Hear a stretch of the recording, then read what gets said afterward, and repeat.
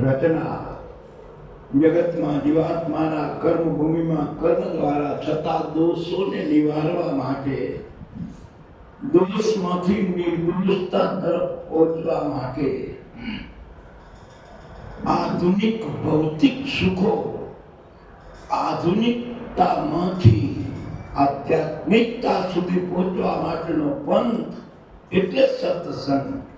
આ સત્સંગના સ્વરૂપને ધારણ કરવાથી ભૌતિક જગત, આધ્યાત્મિક ક્ષણિક સુખના આનંદમાંથી આ મનને આધ્યાત્મિક સુધી પહોંચવા માટેનો જો કોઈ માર્ગ હોય તો સત્સંગ સિવાય બીજો કોઈ વિકલ્પ નથી. તો સત્સંગ સત્યને જેને ઓળખ્યું હોય એના દ્વાર સિવાય સત્સંગ મળવું દુર્લભ. તો આવા મહાપુરુષો સતને ઓળખી કરીને બુદ્ધિમત્તાથી જીવન જીવવાની કળા, અને એ વ્યક્તિ એમ કહી શકે કે તું વાર દે, આવા વેગ મનના વાર દે, મૂળથી અભિમાનને ત્યાગી તારી મોહ મમતાને માર દે. બંધન કરતા વિચારધારામાંથી વિવેકની બુદ્ધિથી ચાયણો કરી આપણો દિનચર્યા કેવું બનાવીએ કે જેથી કરીને ભાવ બદલી જાય, કર્મ બદલી જાય, અને ઈશ્વરને દીધેલો ખાવા બેહવાને બદલે જમવા બેહતે આવડી જાય. વાતની ક્રિયા એક જ, આ જરીક ખાઈ લઈ, આ જરીક ખાઈ લઈ, નાના જરીક જમી લઈ. આ ધીરે ધીરે સંસ્કાર એ સંતના સાનિધ્યથી મળે. અને એ સંત તો એને કહેવાય કે જેને સત્યને સાંગોપાંગ સાબિત કરી બતાવ્યું હોય ને એનામાંથી મીઠું દહીં લાગે. સંત સાધુ કેને કહેવા, સંત કેને કહેવા, મહંત કેને કહેવા અને બાબા કેને કહેવા, આ બધા લુગડા લાગે એક જ રખા. ઓળખવા જે ગુણ કર્મની જરૂર સંત એને કહેવાય. શાંતિ પમાડે, સત્યમાં સાંગોપાંગ, એના અણુએ અણુમાં ક્રિયામાં સત્ય ગણાય અને સંતનું બિરુદ પ્રાપ્ત થાય. સાધુ કેને કહેવાય? સાધુ 5 જ્ઞાનેન્દ્રિય ને 5 કર્મેન્દ્રિય, આ મન બુદ્ધિ ચિત્ત ઉપર જેને વિજય મેળવ્યો હોય, સાધના કરી હોય કે મારી આંખરી એનાથી આ જગતમાં શું જોવાય ને શું ન જોવાય, અથવા શું જોવું, જગતના દુર્ગુણ જોવા, જગતના સદગુણ જોવા, મારા કામનું શું હે, જગતના મિશ્ર જળચેતન ગુણ દોષ કે વિશ્વ કી નાખતા. તો મારે હંસરૂપ થઈને મૂર્તિ વીણી લેવા, મારું જીવન ટૂંકું હોય, સત્યને શોધી લઈ અને આનંદ સ્વરૂપ ઈશ્વરના ગુણને ગ્રહી લેવાની ત્રેવડ, આનું નામ સાધુ. સાધના કરવાથી સફળતા થાય. કોઈ પણ ક્રિયા કરવી હોય, મનમાં આપણે ગયા એ પહેલે ઈકરો નતો આવતો ને સ્લેટે નથી ભાવતી, જાલતે પણ મંડ્યા તે રોજ ભણવા ગયા. કેટલા દી તો કેટલી સ્લેટો ભાંગ્યું, કઠોળાઈ નીકળી ગયા, પાછા ઝપાટિયા, એમાંથી અડધી થી, એમાંથી ટોકર થયો. એટલે બાપુજીને એમ થયું હવે તો નવી લઈ ગયો, તઈ વાળી નવી આવી, નવી સ્લેટ આવે તો મજા જુદી આવે એમ. પણ કઈ એ બધી શરૂઆત થઈ, અભ્યાસ થયો અને કઈ માસ્તરે વળી આમ 500 નતો હાલતો તો 2 લીટર વાળો કરી દીધો. કાની વચ્ચે જ હાલવું, હાઈવે ઉપર આડવો નતો પેલો આમ થઈ કરો એકડો જાય થઈ બકોડો જાય, એમ બધું હવળું નતું હાલતું. પણ એ થયું કઈ કે જઈ અભ્યાસ થયો, નક્કી થયું, સાધના કરી, કઈ વસ્તુ સિદ્ધ થઈ. હવે એકલો આપણા માટે સહજ બની ગયો, પણ પહેલી વાર ગયા કઈની વાત એવો ને એવો સંસારના જીવનના ક્રમમાં ભક્તિનો એકડો કરવો હોય કે ગુજવાળો એ જે એકડો હોય કે આટલો એ નક્કી ન થાય. એ નક્કી કરવા હારું એકાથે માંડી એકડો, બગડો, રગડો, જોગડો, વાંચડો, ઝઘડો, સાકડો, આટલો 9 હંગીની જ વાત હે. છેલ્લે પહોંચ્યા પાછો એકડો આવી જાય. મીંડું રહ્યું કે એકમાંથી 2 થયા. 9 હંગીના આંકડામાં આખી એકડી સમાઈ જાય અને એમાં મોટોમાં મોટો 9 અને 9નો હિસાબ આવડી જાય તો બધું કરી જાય. 9નો ઘડીઓ એમ કે 9 એકા 9, 9 દુ 18, તો 1 ને 8 ને 1 9, 9 તેરી 27, 7 ને 2 9, 9 ચોક 36, 6 ને 3 9, 9 બધું 45, 5 ને 4 9, 9 છક 54, 5 ને 4 9 7 63, 6 ને 3 ઈ નવી નવો જ રે. એને દહ થવાની વાત ન થઈ. યોગી સંતના સાનિધ્ય સિવાય ન મળે. આવો નવ જેવો પૂર્ણાંકમાં જેને નાતે આવડી જાય ઈ જગત ઓળખાઈ જાય. 1 થી 9ની કિંમતે 10મા દ્વારની ચાવી જેને જડી ગઈ એ આ બધા આંકડામાંથી નીકળી જાય. પણ 9નો હિસાબ આવડી જાય તો 10મો દ્વાર ખુલી જાય. આમ સંત મહાપુરુષો જગતમાં ગુજરાયેલા જીવને આ મન દ્વારા કર્યા તો વારજે તું વારજે આ વેગ મનના વારજે મૂળથી તું અભિમાન ને ત્યાગી તારી મોહ મમતાને મારજે. સાધના કરે સાધુ ગોરખે તો ત્યાં સુધી કહ્યું કે સાધુ તેની કહેવાય. એની સાધુ તેરો એ સંગડો ન છોડું એ મેરે લાલ એ લાગી રે પિરાગી રમા એ જોયું ને તો જાગી આવું જોયું ને તો જાગી ને ભાઈ અટલા બિરંગ્યા મેરે સાધુ કપડા બિરંગ્યા એક તારો એ મનડો નરંગ્યો એ મેરે લાલ એ લાગી રે પિરાગી રામા એ જોયું મેં તો જાગી આવું જોયું મેં તો જાગી આવું જાગીને જોયું. ગોરખ કે રામચંદ્રને તો સાધુ કેને કહેવો? તો કે જેને જાગીને જોયું. લુગડા તો ભલે રંગ્યા, શરીરને ખપે એટલા ટીના ચપકા આડા લુગડા ખપે એટલા કર્યા, એટલે છે સાધુ થઈ વાતું. એક તેરો મનડો વારજે તું વારજે વેગ મનના વારજે મૂળથી અભિમાન ને તરી તારી મોહ મમતાને મારજે. અંતર જગત કેટલું શણગારે. બાહ્ય જગતને લૌકિક એસણાઓ બતાવવામાં તો બધું ભલે કર્યું, પણ અંતર જગતના શણગાર કેટલા પ્રેરણા. ઈ મોટી વસ્તુ એ અનંત માયથી આવનાર હોય. રાડિયા તાવની તાર, ગુમડાનો દુખાવો, આ માયથી ઊંઘ, ઈ બધું માયથી આવે. કરોડ રૂપિયાના અબજોપતિ રહ્યા એ હાજેનો કદાચ 5 કરોડનો પલંગ હોય પણ ઊંઘતા માયથી જ આવે. પલંગમાંથી ઊંઘ આવે નહીં, ગમે એટલો શણગારેલો હોય. પરમાત્માનો જે સિદ્ધાંત ને નિયમ એ અફળ है. जगत की माया है. जगतेश्वરની લીલા તો જે માયાથી આપવાની વસ્તુ है એ તો અંતર જગતને કેટલું શણગાર્યું અને એ તઈ સાધુતા પ્રાપ્ત થાય. સંત સાધુ ને મહંત આ મનને મારતે શીખાડે. એ મહંત મારાથી શું કરાય ને મારાથી શું ના કરાય ને બાકીના બધે આ બધા બાવાનું તો એવું હે કે જોગી ફિરતા ભલા જ્યાં જાય ત્યાં જે જડ્યું હોય એમાં સંતોષ ન સંતોષ આવે તો પાછો ક્રોધ આવે. કારણ કે બીજે ન મેળવું હોય મન ઉપર. આવો એક ભાઈને એમ થયું કે આ જદીના વર્ષી બાજરી પાકે, વર્ષી ભાદરવો આવે, વર્ષી પખીડા જોવા, વર્ષી એવી ગરમીમાં પગર વળી આવે ને ભૂકે ખાય ને આ દુઃખમાં કે કેટલા દી કાઢવા. કુદરતી એક વાર એવું થયું આ પખીડા માળામાંથી ટોળે અને સાધુની જમાત નીકળી. સાધુની જમાત નીકળી તો ભાઈને ઓળખો થી આવ્યો કે વાત સારી હાથી આને કાંઈ ન પખીડા જવાન ન કાંઈ પીડા ને જો ભાઈ રાતા મકર થી આવે ને જોગી જોતા ભલા કે આ આગળ નખો થી કેટલા પખીડામાં ભૂકી ખાય ના ધંધો કરો કીડ્યા કરી મન થઈ ગયું થઈ જામ બાવો સીધો માળેથી ઉતરતી ખરેખર પૂરી ભાદરવાના તડકામાં ગરીજીને ઘરવાળાને કહી દીધું કાં બસ હું સાધુ થઈ ગયો. અરે પણ ઓછી તું ને કાં પથ નકો પર્યાણ નકો વાત નકો ચીતને વટેલા સાધુ આ તો ના કે મારે હવે સાધુને છેટું પડે. અને આમ કરતો બોલક દેતો ને ખરે બપોરે ઘરવાળાની રજા લીધી ના લીધી ને થઈ ગયો સાધુ.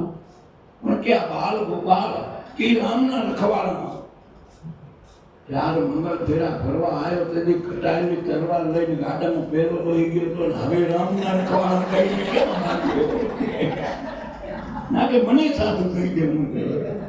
હવે ભાગે એનું તો કંઈ થાય નહીં. વછોડાવી ગયો ભાઈ કે વછોડાવીને ગયો તો ગયો. સાધુની જમાતને થોડી થોડીને રહ્યો પણ સાધુની જમાતમાં આવ્યો એને દીઠું એટલું બધું સાચું ન હોય. હું ગયો એટલે આપણે હવે ત્યાં ઢોરણ બહુ નથી. પહેલાં આપણા ઢોરણ હોય ને એમાં નવી બે છોડવી હોય ને તે બે ચાર જણાને ભેળું દેવું પડે ને બધીનું બેવું એને તું ના મારે હોય તો એ ધંધો કરે હોય ન કરે ને ન કરવા દે. નવું આવે ને એની બધી ખર્ચો ખટોળી થાય. હવે આ સાધુ ભરવા નવો ગયો જૂના બાબા બધા જૂના મારે એક ભાઈ લાકડા પાડના પાણી ભર્યા આ કર્યા આ બધું જ હજુ નવામાંથી આવ્યું. હવે હાલતો સારું ન બાજરી વાળો તો તડકો હતો ને અહીંયા તપસ્વી લાગતા કાંઈ નથી આવી અહીંયા ઊંઘી જાય. આમ કરતે કરતે કેટલાક દિવસ સહન કર્યું. પછી વિચાર કર્યો કે આ તો સારું આ તો મેળ ખાશે નહીં. આમાં જેમ મોટા માણસ મોજ કરે આપણે આગળ ધંધો થાકવો હોય આ ધંધો વિસરવાય નહીં. ફંચાયો જમાતમાંથી લોકો વીજળા પાડનારા ફાડશે. હવે આપણે લોકો મેળવ્યો રાતનો પંથ કાપ્યો તો હવારના બ્રહ્મપોરમાં એક ગામના જપાના હનુમાનનું મંદિર થોડું ઠેકનું જઈને હોટેલ એનો ખાધો. આ જટાની આથા પાથા ડુંગરા સંગેલાના બેઠા કે મારા જેવા એ ગામમાં ઉપાધિ એ છે કે કીધું ના ગોતતા હતા મન સાધુકો ફેરી આવ્યો તો આપણે ગામના વારો કેટલા દી કરવો કે જેમથી આવી જતા હોય તો આ તો વહેલા જે દીવો કરવા વાળા ભગતે ગયા અને આ સાધુ હોતે તૈયાર બેઠા પહેલા હનુમાનને પછી પગ લાગ્યા પહેલા સાધુને પગે લાગ્યા. ધન્યવાદ કે તમને હનુમાન મૂક્યા પધારો. અમે કે ગોતતા હતા અમારા મંદિરના સાધુને આ રાતોરાત જડ્યા એટલે અહીંયા લાગે બાકી હું દૈત્યનો ફાડી મળી જાય. આ કે બધા દેશી તેરી મોર આ બાબાને તો દિવસો એટલે ગામના ઠીક લાગે સાધુ મહારાજ જઈ ગયા અને એ લાગમાં કરી મરી ગઈ અને લાગી લે. હવે હાલતે ધીમું એવું કે બધાએ મંદિરના નીચે 5-7 વીઘા જમીન ગામવાળા આખા એ વાવી દે ખેડી દે ને એમ કરતે બાવજીને કહ્યું કે હવે તમે રોજ દૂધ પહોંચાડતા એમ કરતા ખેતી કરી દે બાજરી પાકે આ બધું થતું આવે ચલો થઈ ગયો બાપજી તમે ગાય રાખો બાપજી આ રાખો એમ કરતા એક વાર નીકળે બીજી વાર નીકળે તઈ કે બાપજી એક કામ કરો હવે અમારા બધાના બાજરા ભેગા પાકે રહ્યા અમે વાવી દેશું ખેડી દેશું બધું કરી દેશું પણ આ પખીના તમને ટોવા પડે અમે કારણ છે હજી કે સારું પેલા વાળું ઉડું આવે રહ્યું હવે આ ગણના કરું આમ કરતા જ્યાં પખીડા ટોવાને ટોવે રહ્યા ફરક આવી બાજરો પકડવો કુદરતને કરવું કે વછોડિયા જે હતો ને એ બાઈ ગરગડાવીને એ જ ગામમાં આવ્યા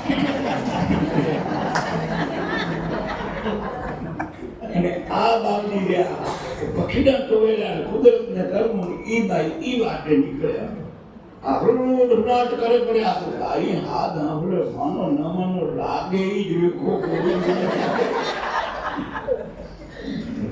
અને જઈને જોયું દાઢી વધી ગયેલી હાથે કે તમે તો કે ના એ જ કે હાથ ગોલ્યાને છે કે હાથ રંગી કે અભાગ્યા પખીડા ટોવા હતા તો કે આપણે 25 વીઘા ક્યાં ના હતા ત્યાં 5 વીઘા ટોવા કર્યા અમને જોડાવી આ બાવા.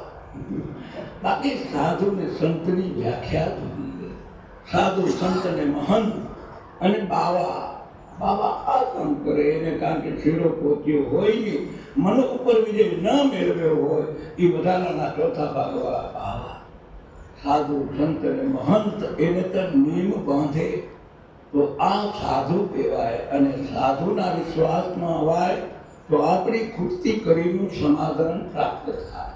સાધુ સંતને મહંતની ગુણવત્તા જોઈએ. એને તો આ મન ઉપર વિજય મેળવ્યો હોય, એને દુર્ગુણોને કાઢીને સદગુણોનું બાથું બાંધ્યું હોય અને મનને એ જ્ઞાનમાં તપાવેલું હોય અને ક્યારેય એ ક્ષતિ ન કરે, અધૂરા કરીને જાગૃત કરે. એનું નામ એ સાધુ. સાધુ તો એને કહેવાય. એક સંત મહાત્મા પ્રભાતના પહોરમાં ગામમાં ભિક્ષા લેવા જાય.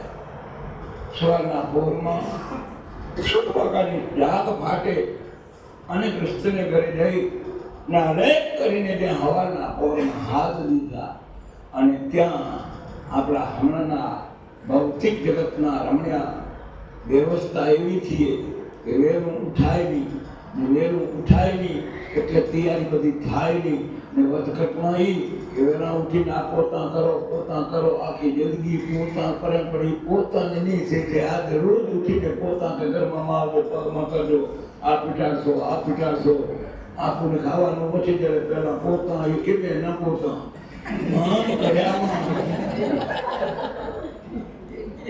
ભાઈ હવાના પરમાં સંત મહાત્મા આવ્યા અને ઘરમાં પોતા કરે રહ્યા અને કરે રહ્યા. તે ભાઈએ કહ્યું આપણે વહેલા આવી જાવ, જે છોરાનું કઈ નથી કર્યું, પરવાને નથી આના, તમે એટલી ખબર ના પડે. આ તો સાધુ વેણ કવે ને મારા સંત કવે ને નીર તો જાહેરમાં સમાય. આ સંતમાં જે આવ્યો લઈને વાત આવી, વિચાર આવ્યો, આપણે વહેલા શું કમાવો, પાત્રમાં કાંઈ ના આવે.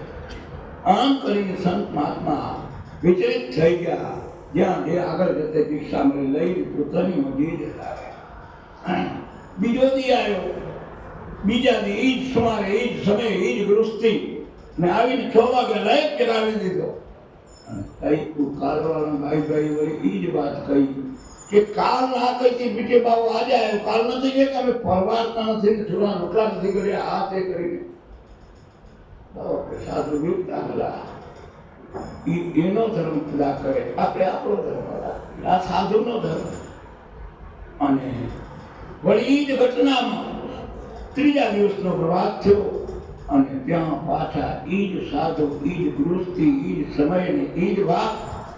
અને તઈ કે આ લેખ કરીને જે સાધુ આવ્યા, હવે ભાઈ 1, 2 ને 3 ત્રીજો દી 3 થાય એટલે હરાજી પૂરી થઈ જાય. આજ તો ભાઈને એવો ક્રોધ આવ્યો કે આપે કેવું ભાવો રહ્યો રોજ કમળી શબ્દથી સમજતો જે મોતિયું પોતું કરવાનું હતું એ મોતિયું કચરાવાળું બાવાના ભિક્ષા પત્ર નાખી આ ક્રોધમાં આવી. સાધુ આગળ ગયા, ભિક્ષા લીધી.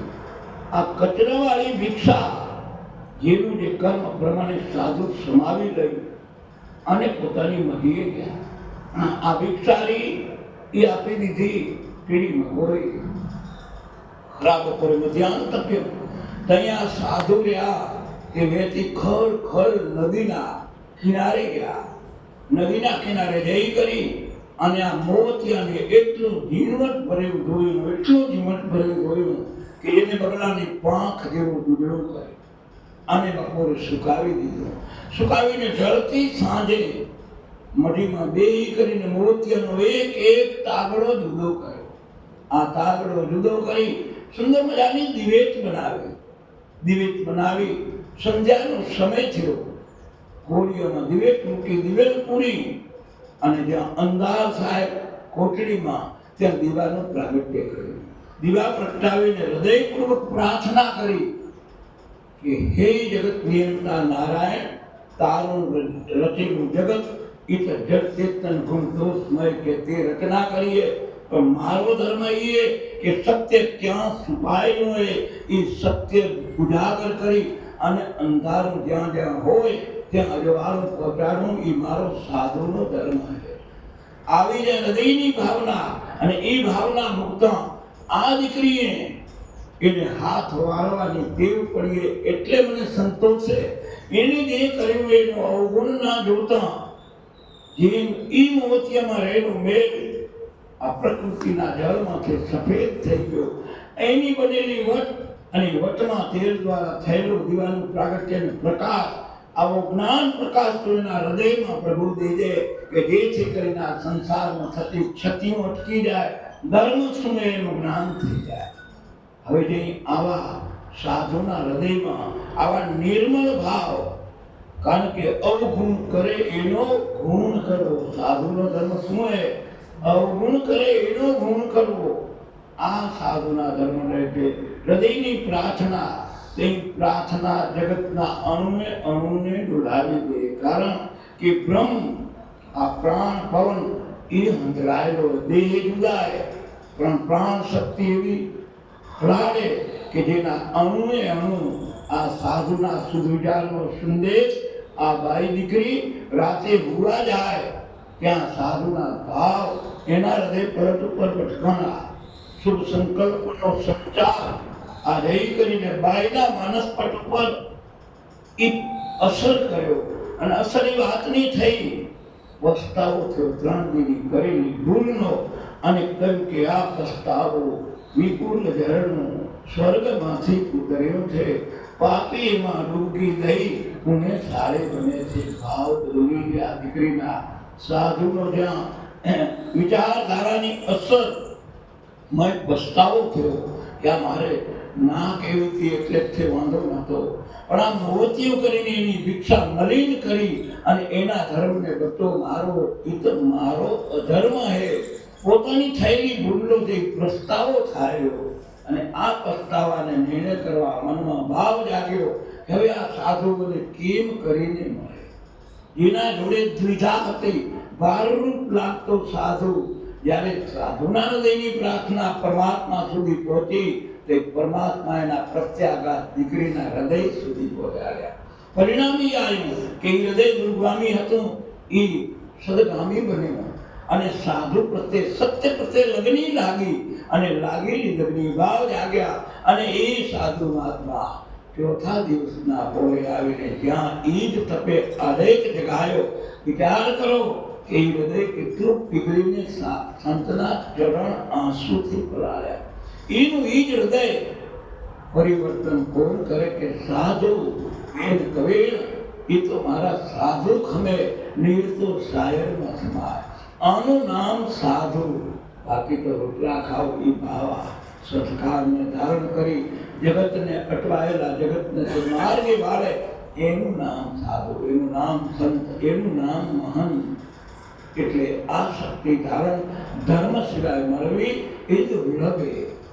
આગળના દોરમાં કહ્યું કે સંગત કરશે તું જ્ઞાની જનની, હઠીલાથી તું હારજે, દુર્બળ દેખી તું દાન દેજે, હામ જોઈ જીક ઢાલજે, વારજે તું વારજે, વેગ બનના વારજે. સંગત કરજે જ્ઞાની જનની. બુદ્ધિમત્તામાં ભક્તિ કરી જોડવા, આપણામાં અધૂરી કરી જોડવા, કોઈ સંસ્કારી, કોઈ ધર્મના માનવા રીતે જઈ કરી કર્મને સત્કર્મ બનાવવા માટે તો કે તો જ્ઞાની જનને તું સંગત કરજે. હઠીલાથી તું હારજે. જગતના મિશ્ર વિચારમાં ગુણ અવગુણ ભરેલા એમાં વિવેક બુદ્ધિથી તે ટાળજે, વિવેકથી ચિંતન કરજે કે મારાથી શું કરાય ને મારાથી શું ન કરાય. આવું ચિંતન કરી તું જીવન જશે. હિંમત હઠીલાથી તું હારજે, દુર્બળ દેખી દાન દેજે, હામ જોઈ તું દીકરી હાલજે, તું વારજે, તું વારજે. માનસુર ગાય કરીને આહિર, અને આહિર સમાજ ઘટના એવી ઘટી કે આહિરની રીત રસમ પ્રમાણે જે લૌકિક ક્રિયામાં કોઈ મૃત્યુ સમયે એકબીજામાં બેસવા જવામાં આખા ગામના ત્યાં દેહાંત થયેલા વડીલને ત્યાં રાવણ કરવા માટે જાય. અને એના રીત રિવાજ પ્રમાણે પોતે ડાયરા આયરનામાં જે કંઈ આવેલા હોય એને બધાને રોટલા જમાડવા માટે એક એક વ્યક્તિ આવેલાને લઈ જવા. આવી ઘટનામાં એક આયરનું ઘર, અને એનું નામ માનસુરભાઈ આયર. હવે આ માનસુરભાઈ આવે ઘરની એટલી પાતળી પરિસ્થિતિ કે ઘરે પોતે ખવારમાં સિરપ પણ નથી પીતું, દાણા એટલા નથી કરે, પણ છતાંય ઓટાના ડાયરામાં અને જ્યાં બધાને મહેમાનને કે હાલો તમે મારે ઘરે જમવા, હાલો તમે મારે ઘરે જમવા, એમ નાતના મોટા સંપત્તિવાન આયર અને હાલતે હાલતે એને ઘરે ખાવા નથી અને એને લઈને કહ્યું કે આ મહેમાનને કે હું લઈ જાઉં મારે ઘરે. પોતે અમારા ખાધા વગર આવ્યા અને જઈ કરીને આ મહેમાનને લઈને એના ઘરે લઈ જાય. ઘરે લઈને જોયું, આયરને જોયું કે મહેમાન આવ્યા, ઘરમાં બોલાયા કે તમને હવાનું કહ્યું હતું કે આપણે સિરમ વગર રહ્યા, હવે આ મોટા માણસને લઈ આવીને આને કે બાળવા અને શું કરવું. ત્યાં ઘડીક વારમાં મનને ભેરો દઈને કહ્યું કે હવે કાંઈ વાંધો નહીં, બધી બાજી હું લઈ લઉં છું, ભલે હવે એનું થઈ રહેશે. અને આમ કરીને ચાકડો નાખ્યો, પાટલો નાખ્યો ને આયરણીએ થાળી ઢાંકી દીધી અને ચપટી મીઠું મૂકી થાળી ઢાંકીને આ મહેમાન આવ્યા હતા એને બેહાડી દીધા ઢાંકડા. મહેમાન પણ એવા જ પરમ જ્ઞાની અને જોયું કે આ સુખભાઈ સુનેરો ભાવ એને અહીંયા અને આયરણી મોઢાને આડો છેડો આડો કરીને કહ્યું, મહેમાન કરો હરિયા. મહેમાન રૂમાલ કરીને જોયું કે આની પરિસ્થિતિ કરી ગયા કે આની કઈ હેસિયત નથી. છતાં મનસુરભાઈનો દાતારી તત્વને હું વખાણું કે એનાથી કે તમે આને તેડી આવ્યા. ઘરના એ કહ્યું તમે આ મહેમાનને તેડી આવ્યા, ઘરે કાંઈ નથી, કે શું કરું?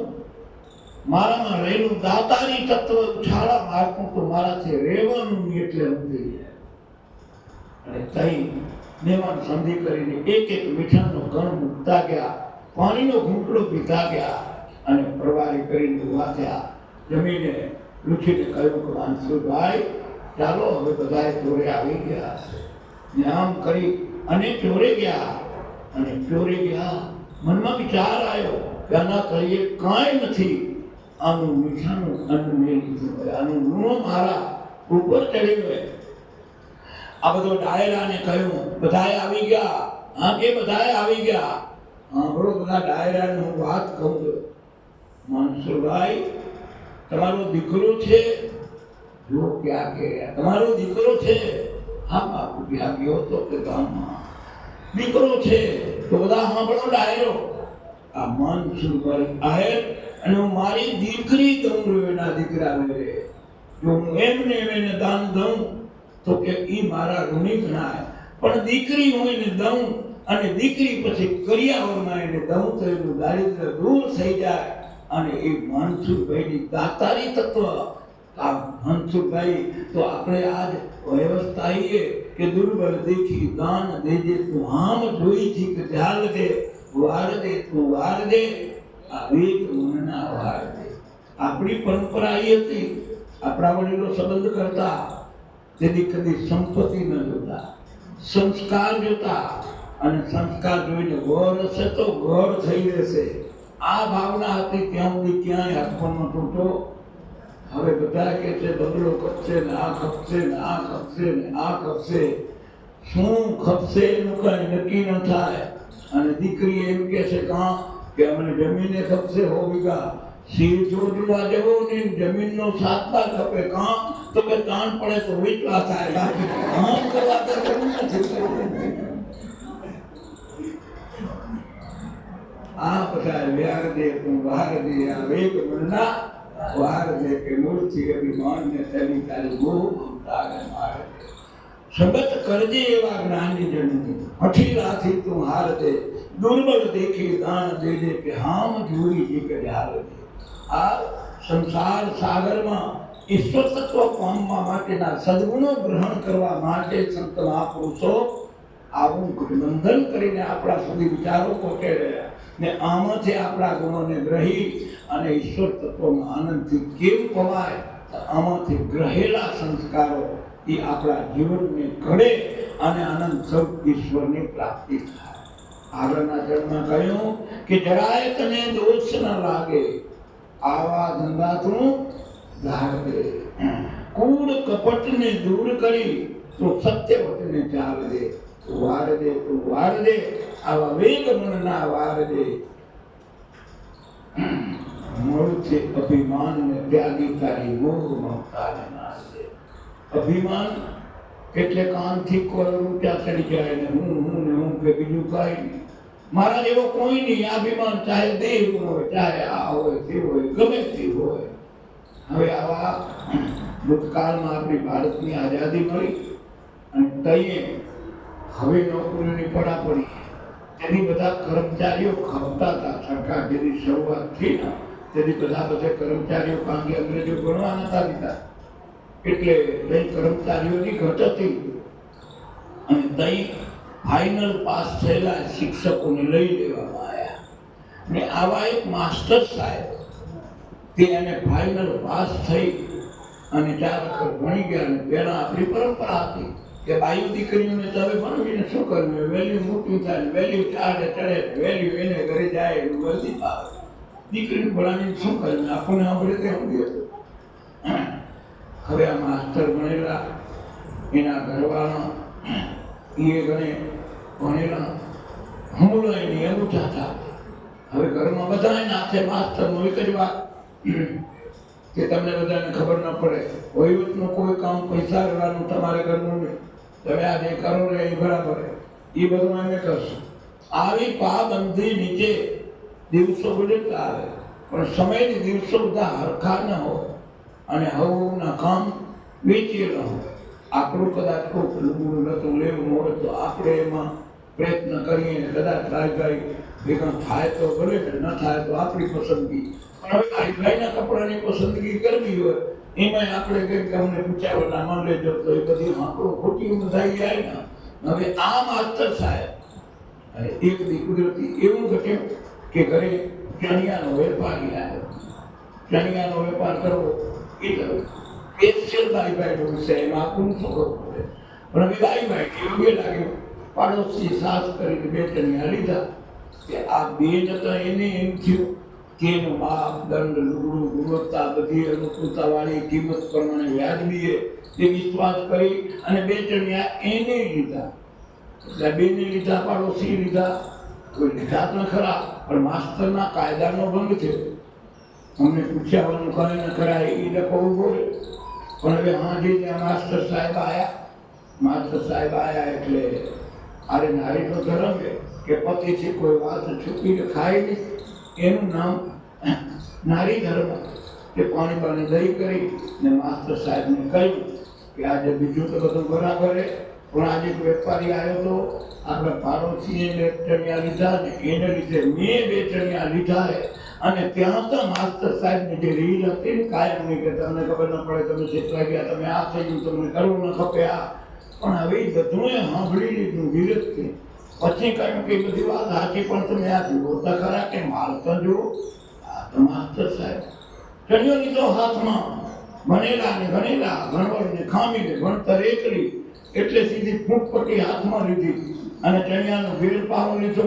આમ ફૂંક પકડીને ગણતા જાય, 1 ફૂંક, 2 ફૂંક, 3 ફૂંક, 10 ફૂંક, 15 ફૂંક, 25 ફૂંક. આ લઘુમાં ઘરવાળા ઊભા હોય એમ કરીને હવે રહીને ખંભે હાથ દઈને કહ્યું તમે ફૂંક જ માપ્યા કરો રાખો. હાથો આવે એની તમને ખબર છે કે આ દીકરી એમ જ માપ્યા કરે છે. આ અભિમાનમાં હાથાની ભૂજ ન પડે તો એ ફૂંકપટ્ટીનો માપ આ ચણિયાનો કેદીએ ખૂટે. જિંદગી આખી માપો તો એ માપ ખૂટે નહીં. કે હાથાની તમને ખબર પડે ને કે હાલો હું બતાવું તમને. આ ભણ્યા પણ ભણ્યા નહીં. આ અભિમાન તમને ના આવડે ને બધું મને આવડે. એ અભિમાન ખોટામાંથી બચવા તમે મહાપુરુષો કે આ સત્ય હોય કરી ધીરજની ઢાલ કરીને જીવનને સંયમિત કરવા માટે આ સત્સંગરૂપી ધનની જરૂર છે. એટલે કહ્યું કે જરાય તને દોષ ન લાગે આવા ધંધા તું ધારજે. કૂડ કપટને દૂર કરી તું સત્યવતને ધારજે. વારજે તું વારજે વેગ મનના વારજે મૂળથી અભિમાનને ત્યાગી તારી મોહ મમતાને મારે. કુળ કપટ. હવે કુળ અને કપટની વાતો ભૂતકાળમાં વડીલોના ઇતિહાસ કે જેને કચ્છમાંથી સત્યનો સંસ્કાર લઈ અને ગુજરાતમાં આવીને લુગડા જેના મેળા હતા, સંસ્કાર અંતર જગતના પવિત્ર ને નિર્મળ અને હકનો હિસાબ ને લોહીનું ટીપે ટીપનું સત્ય છે રંગીત, જેના કારણે ગુજરાતમાં આવીને અક્ષર જ્ઞાન નહોતું, એના કારણે માપદંડ ગુણાકાર ગણતરી જરીક ઓછી હોવાના કારણે તો વિગાતે કર્યા છે 5 ગણા કરી નાખત, પણ માપદંડની ખબર નથી. આ ચલોત્રિયા અને જે ભણેલા હતા ત્યાં ગવર્મેન્ટે જમીન એક્વાયર કરી પહેલી નિયમ એવો હતો 1 વીઘે 1 રૂપિયો ભરો, એ રૂપિયાનો પટ ભરી તમે કેવો એટલે લીટો કરી દે કે આ જમીન તમારી. પણ આપણા બાપાઓને ખબર નથી કે આ પટ ભરવો એટલે શું, ભણતર નહોતું. એટલે મોટા મોટા એજ્યુકેશન વાળાએ કોઈ 500 વીઘા આ સમા કસ્તુની 1500 વીઘા જમીન હતી, આખો ધનસુરા ગાપે ચાલુ કરે બહાર, કારણ કે ભણેલા હતા. શેઠાએ ક્યાં મથુરદાદાની મોડાસાની તો એ આમ જેટલા પાણો ભાકર એટલી બધી આવા નિયમ હતા. પણ આપણને ખબર નથી કે તેથી એટલા પૈસા થઈ રહ્યા, 5 કોટી રૂપિયા તો કેટલી થત, પણ એ જ્ઞાન નતું.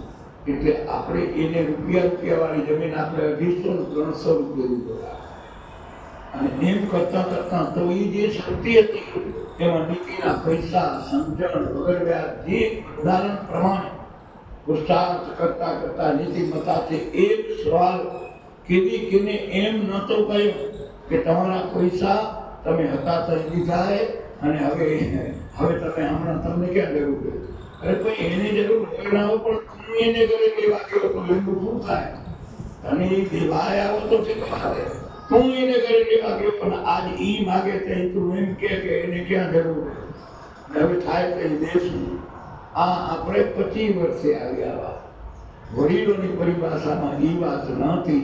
તો જ્યાં સુધી ઈ વાત નહોતી તો એનું નામ નીતિ ને ધર્મ, અને એના કારણે આખી ગુજરાતમાં આપણા વડીલો મેરે લુગડે કોઈ વાણિયા બીજા ઓળખતા નહોતા, એને ત્યાં જઈને ઉભા રહ્યા. કોઈ રૂપિયો માગ્યો નહીં, કોઈ સહી માગી નહીં, એમ જ ખાતામાં કચ્છી પટેલો તો લઈ જાઓ, કોઈ ચિંતા નથી. અને ગામમાં એક વ્યક્તિના પૈસા ના આવ્યા હોય તો ગામની એક વ્યક્તિને વાણીઓ કહી દે કે તમારા ગામના ઘણા વ્યક્તિના પૈસા નથી આવ્યા. બોલ્યા બાપુ એમ કે નથી આવ્યા, જો હું એના વતીના દઈ દઉં, ઘરે જઈને કે ભાઈ તારા પૈસા નથી પહોંચ્યા, હું બી આવ્યો. આવી ગામની સલામતી માટે કરી કેટલી ધર્મ, કેટલી નીતિ, કેટલું આપણે વિરુદ્ધ આપણા વડીલોએ મેળવ્યું હતું. ને આજની તારીખમાં પૂછો કોઈ પેટીઓમાં જઈને વડાલી બાજુ મોડાસામાં, તો એ એમ પૂછે કે તમે કચ્છી પટેલો, તો ભલે પગથિયા ઉતરી જેવો એવા જાઓ, બાકી હવે આપણે શું મેળવ્યું, શું ગુમાવ્યું, શું નફો કર્યો? તો વડીલો લોકોને શું હતું એને શું મેળવ્યું, ને આપણા કને એટલે આનંદ પછી આપણે શું મેળવ્યું? એટલે વાત આ સંતોને કરવી પડે કે વાર દે તું વાર દે, આવા વેદ મનના વાર દે, મૂળથી અભિમાન ને તેજી તારી મોહ મમતાને માર. કૂડ કપટને દૂર કરી તું સત્ય વર્તને ચાલ દે. ધર્મ કોઈ પણ સંપ્રદાય એ એવું પેટી પડીકું નથી, નિયમનું બંધારણ છે. અને મન નિયમને ધારણ કરે તો જ ધર્મને ધારણ કરવાની ચીજ ધારણ કરે. એ મન બંધાય કે મારાથી આ કરાય ને મારાથી આ ન કરાય. આપણે પડીકાવાળો હંમેશા સત્પંથી પછેડી નાખીએ એટલે પૂરું આવી ગયું, લીધા એના ન દઈ તો અને સત્પંથી આ ધર્મ નથી. એ કોઈ એવું પડીકું નથી કે ખણીને વેપાર થાય. ધારણ કરે એ ધર્મ. ધર્મ તો એને કહેવાય કે, અને એટલે અર્જુનને કહેવું, કૃષ્ણ પરમાત્માને કહેવું પડે કે અર્જુન તું તારો ધર્મ સંભાળ. એને એક સંપ્રદાયનો બોધ ન દીધો.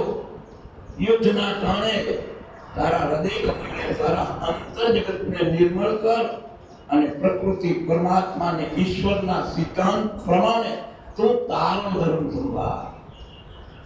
નાવડીમાં જેસર ફસાણો ને તઈ તોરલે એમ કહ્યું કે બાપ તારું પ્રકાશ જાડેજા ધર્મ તારો સંભાળ.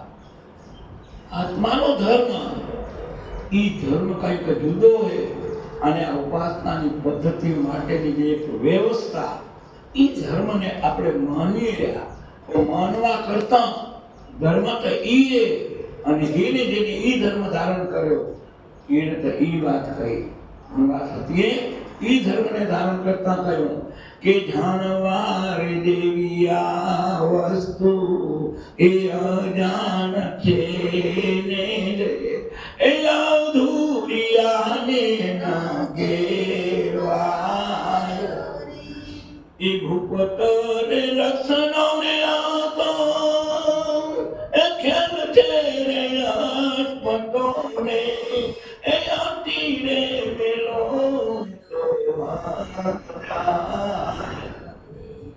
એ બીજને ચમકારે મોતીડા પડો ને પાનબાઈ એ અચાનક અંધારા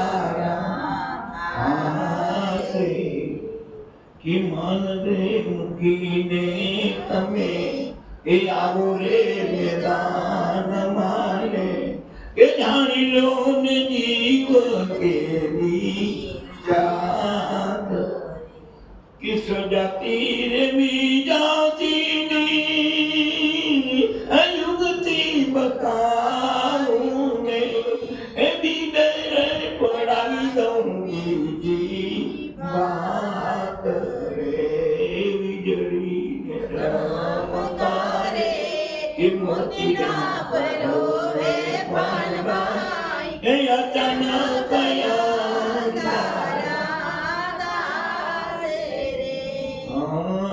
પિંડને બ્રહ્માંડ થી રે પર છે ગુરુજી આપણો એવો રે બતાવું રે તમને દેશ કે ગંગા રે સતી રે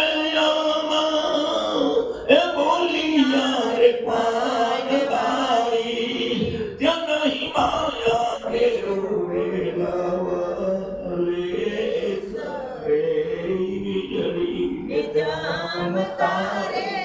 એ મોતીડા પરો રે પાનબાઈ એ અચાનક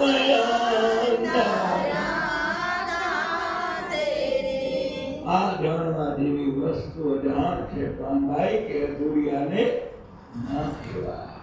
અધૂરિયા આગળ શું કરીએ આ વાત તો એ અધૂરિયા પણ પૂર્ણ કરવા માટે તનને ખોરાક અન્નનો તો મનને ખોરાક જ્ઞાનનો. જ્ઞાન પણ કેવું કે જ્ઞાન જ્ઞાન સબ કોઈ કહે આત્મ જ્ઞાન સુજ્ઞાન કહે પ્રીતમ પારસ મણિયો સભી પાસા.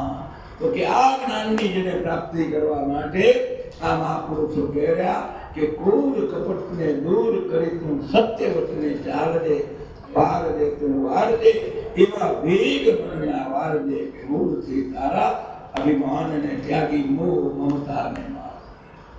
આગળના ચરણમાં કહ્યું કે આશા કરીને કોઈ આવે તારા શરણે એને તું ઉગારજે. પિંગળ કહે તું રામ રટજે કે હામ જોઈ તું આપ કુળને તારજે. ભેળો કે પરમાત્મા ભેળો રાખજે. પરમાત્માની વાળીએ તારામાં અણુમાં ઈ છે એવું નક્કી કરીને એ કઈ કર્મ ઘટે એ બધું એનું એ તારું એને તારા અર્થે વાપરવું હોય. આ ભાવ બદલી કરી અને સંસારનો ભોગવટો કરવા માટે તું આનંદથી એના કિનારાને પામી. એટલે આવું કવિ પિંગળની ઓળખ એટલે કવિ પિંગલ ભાવનગરના કવિરાજ હતા અને આ ભાવનગર રાજ એટલે ભક્તિનું રાજ. અને એ મહારાજાના કેટલાક ચેતન કરીએ. સર્વજયસિંહજી મહારાજ એક દિવસના કાળે બગીચામાં ઢળતી સાંજે વિશ્રાંતિ લઈ રહ્યા. હવે આ વિશ્રાંતિ લઈ રહ્યા ત્યાં બગીચાની વ્યવસ્થા કંઈક એવી હતી. એ વ્યવસ્થાની બાજુમાં એક રસ્તો જતો હતો અને આ રસ્તે એક વચ્ચે માર્ગો આવે ને જાય. સંજોગ એવા સર્જના કે એ સમય કરતા પહેલા ને ભાગ્ય કરતા અત્યારે કોઈ આત્માને ક્યારેય વસ્તુ સુખ આ દુઃખ પ્રાપ્ત થતું નથી. આ રાજા આરામ કરી રહ્યા. આ બાજુ એક ભિક્ષુક એવી સ્થિતિમાં એ રસ્તા ઉપર પસાર થાય. પેટમાં 3 દિવસની ભૂખ અને બગીચાની વ્યવસ્થામાં એ બરાબર રસ્તા ઉપર સુંદર મજાનું પાકી બોરડીનું ઝાડ લટુંબોના પાક્યા હે અને 3 દિવસની અને ભૂખ લાગી. આ ભૂખ અને હામું સુખ થાય એવો દેખાતો પદાર્થ આ મન કંઈ કલ્પના કર્યા વગર આ ભૂખને સંતોષવા માટે સીધો ભિક્ષુકે પથ્થર હાથમાં લીધો અને પથ્થર માર્યો બોરમાં. એ બોર ઝંઝેડાઈ, બોર તો પડ્યા પણ પથ્થર બોરમાં ન ટકતા સીધો બગીચામાં બેઠેલ મહારાજાના કપાળમાં હેઠ પથ્થર લાગ્યો. આ બાજુ અનુચરો જે રક્ષકો છે એને આવે પથ્થરની દિશાનું નિરીક્ષણ કર્યું અને આ તો વાર્તાકને ભરીને આવ્યા. આ ભાઈ એક ખૂબ બોર ભરી અને જ્યાં પરવારે હોય અને ત્યાં આ આવી કરીને અનુચરોએ 2 બાજુથી પકડી લીધી.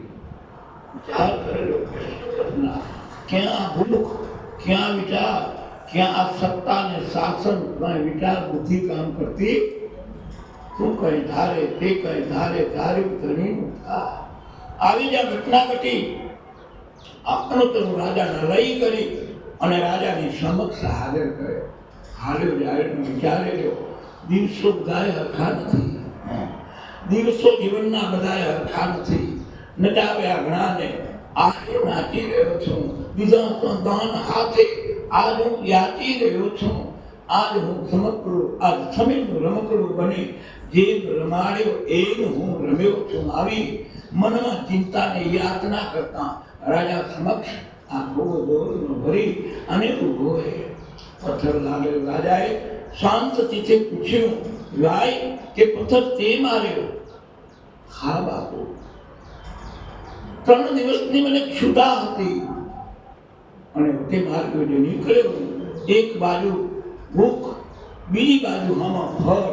આ 2 ઘટના થતા મારું હૈયું હાથ નાર્યો અને સંતોષવા ખાતર મેં પથ્થર માર્યો. પથ્થર બોરમાં ન અટકતા આપના મસ્તક સુધી ભાગ્યો. આખી ઘટના આ રાજાએ ચિંતન કર્યું. થઈએ રાજાના મનને કે કર્મ કરનાર વ્યક્તિનો ભાવ શું હે. ચોર તો છે પણ ચોરને એને ગુનો કિયા હેતુથી કર્યો છે. આ રહી રાજા દીર્ઘદ્રષ્ટિ જ્ઞાન એ આ કરી શકે અને તઈ ચિંતન કર્યું કે ભાઈ બોર પડ્યા, દુઃખ મને છે એવી વાત નહીં કે બોર પડ્યા. હા બાપુ, ખોબો એક પડ્યા. કોણ હાજર? તો પ્રધાન કે બાપુ હું હાજર. અને એક ખોબો ભરીને ચાંદીના સિક્કા દઈ દો. પ્રધાને કહ્યું કે આવું ઉલટું કામ, તમને લોહી વયા જાય, પથ્થર લાગે ગુનેગાર ને. હા, કે એક પ્રકૃતિનું ઝાડ જન્મો જન્મના કર્મ ભોગવતો આ ઉદ્વીજ ખાંડનો જીવ એ જો સ્થિર રહીને પથ્થર રૂપી અવગુણ કરે એના હારુને જો બોરના ગુણ કરતો હોય તો હું તો ભાવનગરનો રાજા હું. જો મને પથ્થર લાગે અને હું કાંઈ ફળ જો એને ન દઉં તો મારી જનેતા લાગે. આ ભાવનગર રાજા આ એને ખૂબ સોના ચાંદીના સિક્કા દીધા. એટલે આપણા સદગુરુ મહારાજે કહ્યું એ હેતુ સમજીને અવગુણ કરે એનો ગુણ કર્યો. કઠણ કામ કેટલું એ તો કે આવો દ્રષ્ટાંત તો ઈ જ્ઞાની કરી શકે કે જેને હેતુ, જીવનનો હેતુ, આ દેહ, આ આત્મા, કર્મનો હેતુ, જેને આ જ્ઞાન ધારણ કર્યું એ ગુણ સત્સંગ સિવાય મળવા દુર્લભે. તો આવી ઘટના ઈ કે વારજે તું વારજે, આવા વેગ મનના વારજે મૂળથી અભિમાનને તજી તારી મોહ મમતાને તું મારજે. તું આવા મહાપુરુષોના સાનિધ્યમાં જઈ આવા સંસ્કારમય જીવનના ગુણો પ્રહાય. અહીં કે દીપીઓ છે કહ્યું કે આશા કરી કોઈ આવે તારા શરણે એને તું ગાજે. પિંગલ કહે તું રામ રટજે.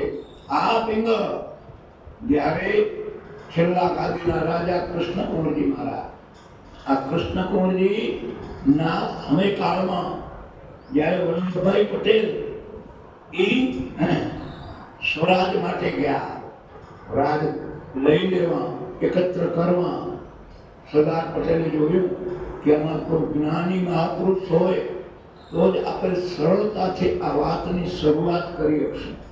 એટલે છેલ્લા કૃષ્ણકુંવરજી મહારાજ વિદ્વાન બુદ્ધિશાળી હતા અને એના દ્વારે વલ્લભભાઈ પટેલ જઈને કહ્યું કે બાપુ સ્વરાજ માટેની તૈયારી અને લોક જુવાર જાગી ગયું હોય ને સમજી ગયા હતા એ દઈ દેવાનો સમય થઈ ગયો. અને તઈ કહ્યું કે આવો પટેલ સાહેબ, હા બાપુ, કાલે મારું બી લોક જનતાના કલ્યાણ માટે સમય સૂચવેલો, સ્વરાજનો સમય પાકી ગયો. રાજ માટે પહેલી સહી તમારાથી શરૂઆત કરવા હું માગું છું. તો બાપુ સાહેબે કહ્યું કે બેહો, એક અડધી કલાક તમે બેહો. વલ્લભભાઈ કહ્યું બાપુ અડધી શું, તમે કહેતા હો તો 1 કલાક. ત્યાં બાપુ ઘરમાં જાય રહ્યા, મહેલમાં જઈ કરી અને એના રાજમાતાને પ્રશ્ન કરી રહ્યા. સ્વરાજ થાય રહ્યું, આપણું રાજ જાય રહ્યું, સહી કરું એટલી જ વારે, પણ અધૂરી એટલી વાત કે મારા વારસાઈનું, મારા પિતાની સંપત્તિ એ તો સહી કરું ને દઈ દઉં, પણ તમારા પિતૃપક્ષ તરફથી જે આવેલું દાયજામાં જે આવ્યું હોય એ લખી દેવાનો મને અધિકાર નથી. તમે સ્વરાજ માટે શું કહો?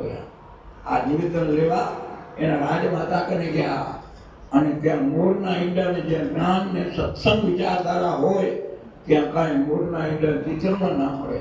મહારાણીનો જવાબ સાંભળવા જેવો હોય. અને તઈ મહારાણી કહ્યું કે બાપુ, હાથી આખો જતો હોય તો શણગાર ઉતારવાના ન હોય. એ મહારાણીનો જવાબ હતો. આ રાજના કવિ પિંગલ ને એની આ રચનાઓ એ જગતના કલ્યાણ અર્થનું જ હોય, જેનું રાજ ભક્તિમય હોય, એના કવિઓ પણ ભક્તિમય જ હોય. એ આ કવિ પિંગલનું કાવ્યની રચના કે વારજે તું વારજે, આવા વેગ મનના વારજે, મૂળથી અભિમાનને તરી તારી મોહ મમતાની મારજે. એ સ્વરાજ, એ કક્ષ, એના જ એ સંત પાકે, સંત સુરાને વિરુદ્ધ ધરતી, એ ધરતીના ગુણ. અને આજે ઇતિહાસ તેના રંકાર કરી રહ્યા. કળિયુગમાં સંત સીતારામ બાપુ, સંત જલારામ, જેના દિવ્ય ગુણોને જેટલા જીવનમાં વિચારીએ, આ જલારામ બાપા ના ઇતિહાસમાં ફુલવાણાના દીકરા, સાત્વિક આહારના જીવવાવાળા અને કર્મને સત્કર્મ બનાવવા માટે વીરપુરના પાદરમાં આ કીડીઓને દેવાળી ગયા. અને ફતાપુરાથી સત ભોજલરામ, ભોજો બાપો, આંગળીયાળું કેળિયું, માથે ઊંધિયાની પાઘડી, પટેલનો દીકરો અને ખંભે ધોકો લઈ આ નીકળ્યા. અને આ કીડિયાળું દેવા આવ્યા. એને કહ્યું કે બાબા, કે પુણ્ય કરો કે પાપ કરો કે આ કરો શું રહ્યા એમ. એટલે બોલાએ કહ્યું કે આ કીડિયાનું દેશો, તમે કીડિયાનું દેશો તો જ જીવશે. તમે એનો વિવાદ આવો નથી. આવી જીભ જાડી પટેલ, હાર્દ કહેવાનો કંઈક નોખો. અને આ જલારામને આ શબ્દની ચોટ લાગી ગઈ કે હું કર્મ કરું છું એમાં ક્યાંક વાર વસૂલે. આ વાતના બે વિચારો આકળે થયા. ત્યાં હાલતે બાબાએ જલારામને લાગ્યું કે બાબુ છે અંટીમાં કે વાત એની કેવી સાંભળી જાય. હા કે જાણવું હોય તો આવજે ફતેપુરા. આ જોયું કે ગુરુ ને શિષ્યનો નાતો ને અધૂરી કરી સમય કેમ જોડાય. આ જલારામને આ વાત કહી, મનને ચિંતવન જાગ્યું કે આ હું કઈ કર્મ કરું એમાં શું ફેરે. આજે બાબાની વાત હતી એમાં કાંક રહસ્ય ભરેલું હોય અને છેલ્લે એને કહ્યું કે તો આવજે ફતેપુરા જવાનું હોય. અને આ જલારામ 2-5 દી મનને કઈ સંતોષ ન થયો અને તઈ એ નીકળ્યા. ઊભી નદી રાતે વાળું કરી અને જ્યાં ભોજનરામના દ્વારે આ તો વાડી રાતે વહવાળે જાય. પટેલના દીકરા ભક્તિ પણ રંગાયેલા પણ કર્મને ન છોડે. ધર્મ ને કર્મ મુક્તિ જાણે ભેદ વિના ધૂળ ધાણી. જૂના ધર્મ લો જાણી મેરે સાધુ જૂના ધર્મ લો જાણી. હવે આ કર્મ છોડ્યા વાળા ભગત આ હાજે કે જલારામ આયા તો કહ્યું કે ન રહેવાનું કે હાથ કે હા બાપુ આ તેવી હતી તમારી આ ન રહેવાનું. આવી કરી ભલે હવે આપણે હાલ એવા અમારે રાતના વાળી કાંડે ભક્તિ કરવી હોય વાતો કરવી હોય તો પાછું ઘરે થાય નહીં. એટલે આ બે રાતના એટલી વાતમાં વાઘરીને ઘર આવે. વાઘરીને ઘર આવે કે વાઘરી જાતે ગયા હતા એના માતાની રમણમાં અને વહાલીકો એને ઘરે ચોર પડ્યા. ખાતર પડે તો રાતના 1 વાગે વાઘરી બધા જાગી રહ્યા. લગ્નમાંથી વહાવળ્યા મૌન જાય રહ્યા, બોલતા નથી. બોલ્યા પૂછ્યું કાં? ભોજનરામે બોલી પૂછ્યું કાં? તારે મારા જાગો તમે શું વાત છે? બાપુ તમે ક્યાં રમણમાં ગયા હતા અને વहीं ખાતર પડ્યું અને ખાતર પડ્યું તો કે અહીંયા કે માતા ગયા હતા. ક્યાં? તો કે માતાને આ માતામાં ગયા હતા. માતાની તમારી ચોકી અને તોય વहीं તમારી ચોરી છે. તો કે હવે આવી માતા પૂજેલી શું કામની? કે ઈ છે કે મારી પુત્રી આની કે ભાઈને તો જગાડે કે આ તમારા ટુકડા આયા તમારા તમારી ચોકી માતા કેવી. આ વાત વળી એને લગતી કરી. વળ્યા જલારામને લાગ્યું કે બાબુ આ કે મને વાતમાં ઓળે તો આવી વાતોના ભ્રાંતની એક શબ્દ ભક્તિમય અસર. આ ભોજનરામના શબ્દો એ આ જલારામને અસર કરતા આવ્યા ને આગળના જે બીજ અધૂરા હોય એમ આ ભોજનરામના સંસ્કારથી આ જલારામે જીવન કર્યું. આખરે ગુરુ તરીકે ધારણ કર્યા. કેટલોક સમય આ ફતેપુરા રહ્યા અને જઈ સમય આવ્યો તે ભોજનરામે કહ્યું જલારામ એ જાઓ વીરપુર. તમારા ભાગ્યમાં લખેલું ગૃહ સંસાર અને આ ગૃહ સંસારને નિભાવવા માટે ગુરુનું વચન લઈ અને આવી કરીને વીરપુરમાં આવે અને વીરપુરમાં એના ગુરુના વચન પ્રમાણે એવા ગુણવાન વીરબાઈના જોડે આ સંગ મળે અને આ સંગ મળીને કહ્યું તો કે અતિથિ દેવો ભવ જે નિયમ ગુરુએ દીધા હતા એ નિયમ પ્રમાણે આના દિવસો ગુજરી રહ્યા. હાલતે ઘટના એવી ઘટી કે સંવંત 1877ની સાલ અને આ વીરબાઈને જલારામ એના કર્મભૂમિમાં આનંદથી કર્મ કરે અને સાધુ સંતો કે જે કંઈ આવે અતિથિ દેવોના ભાવથી ઉત્તમ ગૃહસ્થ જીવન જીવ્યા કરે. લક્ષ્ય ગુરુના વચનનું હતું. આમ ચિંતવન જાય 1876ની સાલમાં વર્ષ પરમાત્માએ કારણ કે આકાશી આધાર ખેતી અને ત્યાં યોગ્યતા એવી છે કે એ 2 મણ ઘરમાં જે ખાવા પીવા વાળા અને 50-60 માણા અનાજનું ઉપજ થઈ. હવે આ તો એવડે તો ખોરડા ન હોય આચરવાના અને મનમાં થી આવ્યું કે આ પરમાત્માએ શું દીધું હોય, આ ઘણા ઉપર કેનું નામ લખેલું હશે. આ મનમાં 2 પેણા રથના અને વિચાર આવ્યો કે આ તો આવું આપણું થઈ ખબર. હાલો ગુરુના દ્વારે જાય ફતેપુરા અને ગુરુ મહારાજને કહ્યું કે પરમાત્માએ મેલ કરીએ અને આવી ઘટના થઈએ અને તમારો આશીર્વાદ હોય તો નાનું સરખું કે અન્નક્ષેત્ર ચાલુ કરીએ. નગરનું અન્નક્ષેત્ર ચાલુ કરીએ. આ અન્નક્ષેત્ર ચાલુ કરવાની વાતની અપેક્ષાએ આ બુદ્ધા ભગવતે કહ્યું ભલે ક્ષેત્ર ચાલુ કરો, જાઓ કે એક દી તમારે દ્વારે આવશે અલગ કરી. આ ગુરુનું વચન અને ત્યાં એનો આદેશ લઈને અન્નક્ષેત્ર 1876ની સાલમાં આપણીનું વચન લઈ એને અન્નક્ષેત્રની શરૂઆત કરી અને ત્યાં આકાશી આધારના કારણે 1 વર્ષ 2 વર્ષ 3 વર્ષ બધા વર્ષતા હરખા હોય નહીં અને જ્યાં જાહેરાત થતી આવી કે જલારામને ત્યાં હરિહરની હાકલ પડેલી. હવે આ હરિહરની હાકલમાં જ્યાં વાત આવે કે 12 વાગે 11 વાગે જમવાનું થાય તે બાવા આવે 10 વાગે બોલો કે ચાલો વહાં બી જલારામ કે હરિહરની હાકલ પડેલી. અને આમ કરતાં કરતાં આ સંઘ વધતો આવ્યો. વર્ષ નબળા આવ્યા. યુગાનુયુગ વિચારતે ખૂટવા માંડ્યું. વાણિયાના ત્યાંથી કેટલું ઉધારું આ તેવડી આવ્યા અને જઈ વાણિયાને ન પહોંચ્યા પાછળ તઈ બોલે આક્રોશ કરી વાણીઓ બોલવા માંડ્યા. પણ નીમ તૂટે નહીં. જે આવેલા એને ભૂખ્યા હતા કેમે કરીને મુકાય નહીં. આમ કરતાં કરતાં ધાર્યો અને ત્યાં એટલે ઊંડી પરિસ્થિતિ પહોંચી કે જે 2 પાત્ર હરખા હોય વાણિયાના ઉગ્રની સહન ન થાય. ત્યાં વીરબાઈ માએ કહ્યું કે આ મારા આંગ ઉપરના શણગારને દાગીના આ શું કામના ભગત આ કહી દો પણ આનું ઋણ ચૂકવ્યું આપણે. એ ભક્તિ જોતી જ્યાં 2 થાંભલા હરખા હોય ત્યાં ભક્તિનું સ્થાન આવે.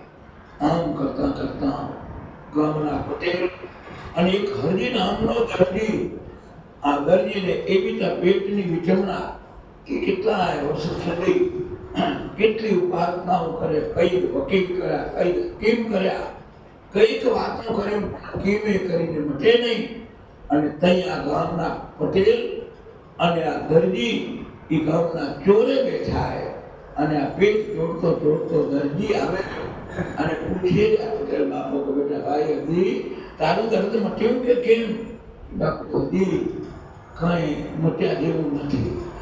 તો એમ કામ કર કે ન કે જામીન વિચાર આવે સમય કરતાં પહેલાને ભાગી કરતાં વધારે થઈ કે પટેલે કહ્યું કે આપણા ગામમાં જલો રહ્યા ત્યાં ચલાવેલા ક્ષેત્ર કેટલા એના કાર્ય થયા કે કર હરજી તારું દુઃખ જો જતું રહેતું હોય તો 5 માણા તો જગ્યામાં દી આવજે. અને આ જે સંકલ્પ પંચ ત્યાં પરમેશ્વર સમય ભગવાન આવી દ્રષ્ટિએ સંકલ્પ મુકાતા આ બીજા દિવસથી હરજી દરજીને બધી ઉપાય કરવા છતાં આ એક સંકલ્પથી દર્દ દૂર થઈ ગયો, આનંદનો પાર માર્યો. અને જ્યાં સમયનો વેળ જતા મસ્તીને મોજમાં આ પટેલને તમે વાત કરી અને આ પ્રસાદ હવે તમે આપીને તમારા રૂબરૂમાં આપણે આ જગ્યામાં કહીને આપણી જાન બેઠી આ પહેલામાં પહેલા આ હરજીરામના દરજીને આ પટેલ બાપુ જગ્યામાં જાય, જલારામને વાત કરે અને તઈ આ જલારામ બાપા પીયું. અને ત્યાંથી આ આવા પરચાની યુગની જ્વાળા આજ સુધી ટ્રક બંધ થાય રહ્યા. આ એની શક્તિ ભક્તિની અને આ શક્તિ આજ સુધી પછી તો જગ્યામાં અનેકવિધ દાન ને અનેકવિધ પ્રજાઓથી જગ્યા હાલતે 1886ની સાલ અને 1886ની ચાલમાં આ વૈકુંઠના દ્વારમાં આ રતલાના ટપકારે વૈકુંઠના દરવાજા લગાવ્યા. ભગવાનને લાગ્યું કે હવે આ ડગવાવાળાને એ હવે જ્ઞાન અગ્નિમાંથી પસાર ન થાય ત્યાં દિયાની પરિપક્વતા આવે અને એને મારે રીધી સીધી જો દેવી હોય તો કંઈક એ દે તો હું દઈ શકું. આ વાત જગતની અંતા નારાયણને લાગી અને 1886ની ચાલમાં આ નારાયણ મુક્તિ જાય. અને એ અરસામાં કેવી બાધાઓ ને કેવા સંતના પડ્યા. એક વાણીઓ દેશાવરના વેપાર કરે અને વેપાર દેશાવરના કરે. મેં તો ને 2 વાણ ભરીને 4 મહિને નીકળ્યા. આ બાજુ સમય થઈ ગયો તેથી ફોન ટેલિફોન કા વ્યવહાર હતા નહીં. આ વાણ ભરાઈને આવે રહ્યા અને 2-5 કિલોમીટરના અંતરે હમણાં જાણે પહોંચશું ત્યાં કુદરતને કરવું ને એવો તો વમળ ને વંટોળ, એવો તો વંટોળે ભીડો લીધો અને ત્યાં વાણ હતા નહોતા થયાની દ્વિધા આવી. આ મેં તો શેઠ ને વાણ ચાલકોએ ચિંતન કર્યું કે હવે તો બસ આ છે નથી, ઘડી છેલ્લી હોય કેમનું શું થાય કાંઈ ખબર પડતી. પણ આ મેતો હતા એ આ બાપાના ભક્ત હતા. મહેતાના હૃદયમાં ઉદ્ગાર આવ્યો અને શેઠને કહ્યું કે હવે જતું બધું જતું હોય તો છેલ્લો સંકલ્પ સંતનો અને આપણા જલિયાણને મોપી દેવા કામ આપણું કામ નથી ને આમાંથી બચવું હોય તો સંત સપૂત ને તુંગડા ત્રણનો એક સ્વભાવ, એ તારે પણ બોલે નહીં, એનો તાર્યા ઉપર ભાવ. આજે સંકલ્પ મૂક્યો, સંકલ્પ એવો મૂક્યો કે આમાંથી આ સાનો પાંગ જો કિનારે માલ પહોંચી જાય તો 40 ગુણી ચોખા જીના એ આપણે જગ્યામાં પહોંચાડો. આવો જે સંકલ્પ મુકાણો ધીરે ધીરે ધીરે શાંત થયું અને આમ કરતા કરતા બીજા દિવસે વાણ એ હેમ ખેમ કિનારે આવેલું ઉભા રહ્યા. આ કિનારે આવેલા વાણ આ ખાલી થયા, 10 દી 15 દી ખાલી થઈને માલ બધા ઉતરી ગયા અને પાછા આ વેપારી લાગી ગયા એના વ્યવસ્થામાં. દુઃખ હતો એ ભૂલાઈ ગયું, એનું નામ સંસાર. પણ બેતોજી ભગત હતા અને એની સાત વાર કહ્યું, શેઠ આ મારવા વાળા કરતે તારવા વાળો ઓડો થયો, આપણો સંકલ્પમાં શેઠ ભૂલ થાય રહી. તો કે હા કરીએ, હા કરીએ, હા કરીએ. આમ કરતા કરતા દિવસો કેટલાક નીકળી ગયા. મેં તો યાદ કરે ને હવે કરીએ. એક દિવસ યોગાનું યુગ, પણ શેઠને લોભ આવ્યો એટલે 40 ગુણી ચોખા ગાડામાં ભરાયા. પણ ઝીણા ચોખાનો સંકલ્પ મૂક્યો તો એ સસ્તા જાડા ચોખા ભરાયા. જાડા ચોખા ભરાવી કરી અને જગ્યા રવાના કર્યા. 2 દિવસે ગાડા વીરપુર પહોંચ્યા. ખરાબ બપોરે પહોંચેલા ગાડા વીરપુર અને ત્યાં બાપાએ આવેલ કહ્યું કે આવો આવો આ બળદને નિર્ણય કરો અને તમે પણ પેલા જમી લો, આ માન પછી આપણે બધું કરશું. શાંતિથી જમી કરવાની અને બળદને વિહામો ખવડાવી અને પછી ગાર્ડન ખાલી કરવાનું કાર્ય કર્યું. અને વિશેષમાં બાપાએ કહ્યું, આ બધું તમે પ્રસાદ લઈને આવ્યા, 2 દી રોકાવ, હરિભજન કરો અને માયાનો જંજાળ ન થયો છે. આ સંતના આશીર્વાદને લઈ આ મેતોને આ રોકાણા. મેતોને રોકાઈ કરી 2 દી આરતી સંધ્યાનું ભજન સંધ્યા કરી અને 3જા દિવસે જઈ વિદાય લેવાની વાત કરી કે બસ બાપુ હવે નીકળી. અને જ્યાં નીકળીએ ત્યાં વાત આવી અને થઈ ગયું કે બાપુ શ્રી કેવરાયું હોય કે અમારા જોવું કામ હોય તો કહેજો. સંતની મર્યાદા કે અમારા જોવું જે કામ હોય તે કહેજો. શેઠને બીજું તો કહેવું નથી, પણ જેવી કહેજો કે બાધા ઝીણા ચોખાની હતી, ભલે જાડા ઉકળાયા તો કાંઈ વાંધો નથી, પણ તમે શેઠને કહેજો કે અહીંયા વાણને ચોટ લાગી હતી અને તઈ કે હું જે ખભો રાખીને મારે ટેકો દીધો, આ કેળીઓ કે નાવમાં રહી ગયું અને એ કેળીઓમાં મારી દાંત કોતરણી હતી. શેઠને કહેજો મોકલાવ. મહેતાજી આ નિવેદન સાંભળ્યું, હોશ ખોશ ઉડી ગયા. तन की जाने मन की जाने जाने चित्त की चोरी, उसके आगे क्या छुपा जिना हाथ में जीवन આ ઘટનાથી આભા બની ગયેલા મેતો ને ગાડા લઈને જાય, જમીન પગની કે સરકી જાય. આ સંત હૃદય અને ત્યાં પહોંચે રહ્યા. શેઠને જઈને વાત કરી, બાપાએ કાંઈ કેવરાયું નથી કે બાપાએ કેવરાયું એવું કેવરાયું હે કે આપણી બધીએ જે છત્ર બધીએ ખુલ્લી થઈ ગઈ. વિશેષમાં એ વાત કહીએ કે વાણમાં રહી ગયું મારું કેળ્યું, એમાં દાંત ખોતરણી છે. અને આ શેઠને ઝટપટ કિનારે વાણ પડ્યા હતા. જઈને જોયે તો ત્યાંથી કેળિયું નીકળ્યું અને કેળિયાના ખીચામાંથી દાંત ખોતરણી નીકળી. આ શેઠને શેઠાણીએ આ કેળિયું લઈ એના નિજ મંદિરમાં મૂક્યો અને જે બાધા ઉતારી હતી 40 ગુણ ઘીના ચોખા ભરે ફરી ફરીને શેઠને શેઠાણી ગલિયાના દ્વારે ગયા. આ સંત જે સંત કરે, સંત બડે પરમારથી શીતળ વાંકે હમ તત્વ બુજાવે કોરકીને દે દે અપનારમ. આવા તો અનેક પ્રચારની છે. આજ પણ એ મંદિર દુનિયાના મંદિરમાં કોચ ન ફાટે ને રૂપિયાની જરૂર નથી કે જમી જાઓ. એ ભક્તિનો પ્રભાવ કરી કાળમાં એ વીરપુરમાં જેનું દર્શન થાય. આવા 1886ની સાલમાં જે આ ભગવાનના અવતારે આ મુંડિયાના રૂપમાં જ્યાં ધ્યાન તપ્યો હોય ત્યાં થરથર ધ્રુજે કાયા અને વૃદ્ધ શરીર, મોઢામાંથી લાળ પડી જાય, બેહવા જાય તો આમ પડી જાય. ભગવાનના ચરિત્રનો કોઈ હિસાબ નહીં. અને આવો સાધુ આવી અને આ નિજ દ્વારે આવ્યો. નિયમ પ્રમાણે સૌ સાધુ આત્માની પંગત પડે અને આ સાધુ બધાની હરિહરની હાકલ પ્રમાણે બિહારી દીધા. આ મહાવીરભાઈ જાતે પ્રસાદ ઉતલા કરે અને જલારામ બાપા જાતે પોતાના હાથે આપી છે. પ્રેમથી ભોજન બધાને ભોજન પીરસાઈ ગયા. આદેશ કહેવાનો હરિહર કરો. તો આ સાધુ મહારાજ જમતા નથી. આનો નિયમ હતો કે બધાને જમાડીને પછી જમવું. એનો જો કોઈ એક ન જમે તો કઈ ધાર તૂટે કે તો અસંતોષ થાય, ધર્મ ગવાય. આવા નિયમ સારી આ સાધુ અને પરિણામે કહ્યું કે બાપુ જમો.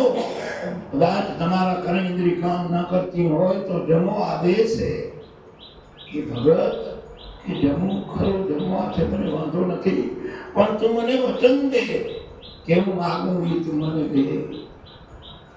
ભગતે કહ્યું આ તમારી વચન તો વચન કે રઘુકુલના એ જલારામ કે રઘુકુલ રીત સદા ચાલી આવી કે પ્રાણ જાય પણ વચન ના જાય. બાપુ જમવા માટે વચન દેવા તમારો સેવક તૈયાર, પણ તળાવ હોય તો એની પાર હોય. એમ તમે માગો ને મારું વચન જાય તો એ અવિવેક થાય. પ્રાર્થના મારી એટલી કે તમારા સેવક અને હોય આ ચાર મારા આશ્રમની દિવાલો વચમાંથી માગજો બાપુ મારું વચન. અને સાધુ કહે કે એમાંથી જ માગીશ, મારે ક્યાંય માગીશ. અને ઇતિહાસ આપવાને નોંધ લીધી. અને એ સાધુ જઈ એનો પ્રસ્તાવ મૂકે કે મારી આ જાત્રાએ જમવું જ હાજરમાન શરીરે અને સેવા કરવા વાળું મને એમ ખપે. અને તારા ધર્મ પત્ની મને સેવા અર્થે મૂકો. કઈ જલારામ બાપા ઈ જાણે.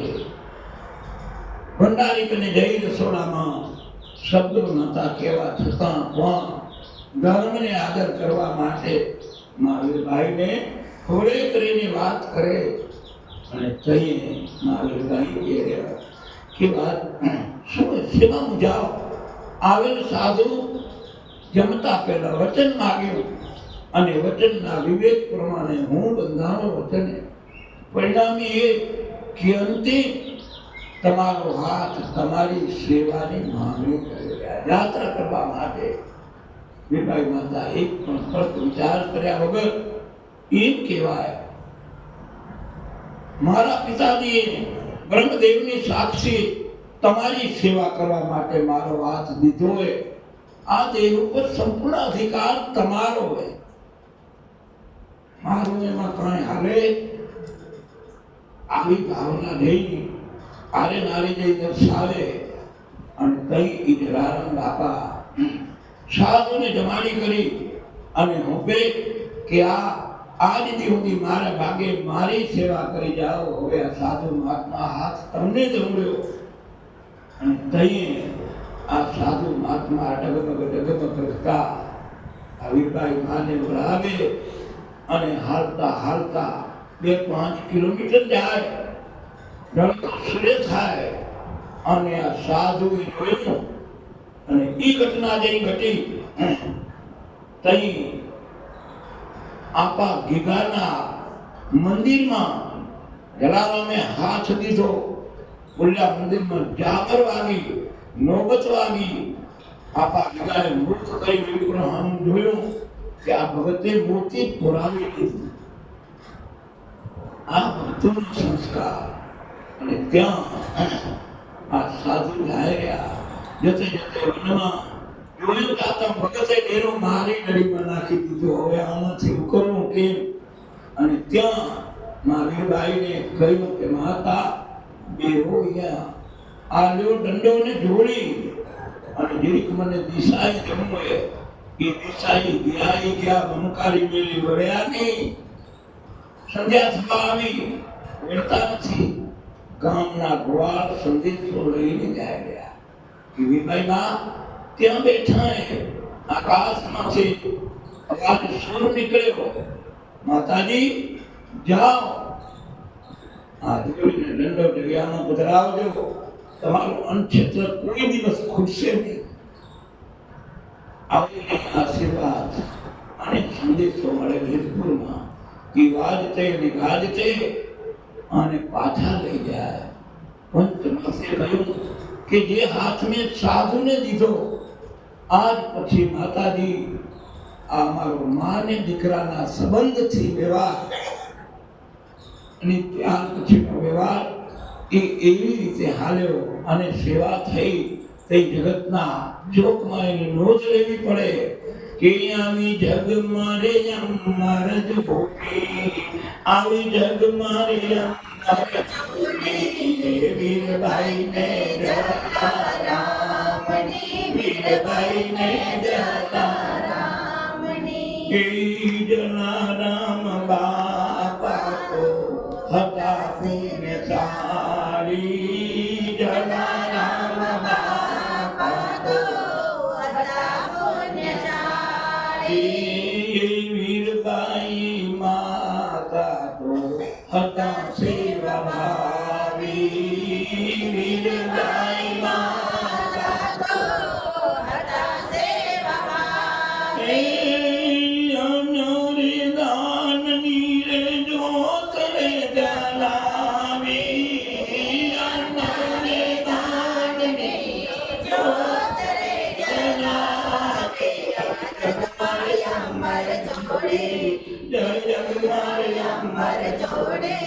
વીરબાઈ ને જલારામની, વીરબાઈ ને જલારામની. ભૂખ્યા દુખ્યા ને બાપા ભોજન આપતા. ભૂખ્યા દુખ્યા ને બાપા ભોજન આપતા. રોગિયા દોગિયાના રોગ મટાડતા. રોગિયા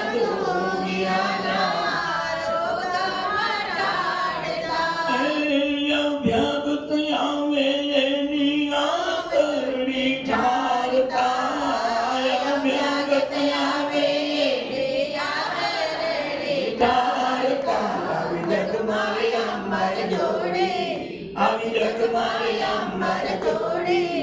વીરબાઈ ને જલારામની, વીરબાઈ ને જલારામની. સાધુ સંત દેખી જરો રાજી રાજી થાતા. સાધુ સંત દેખી જરો રાજી રાજી થાતા. દુનો કર જોડીને શીશ નમાવતા.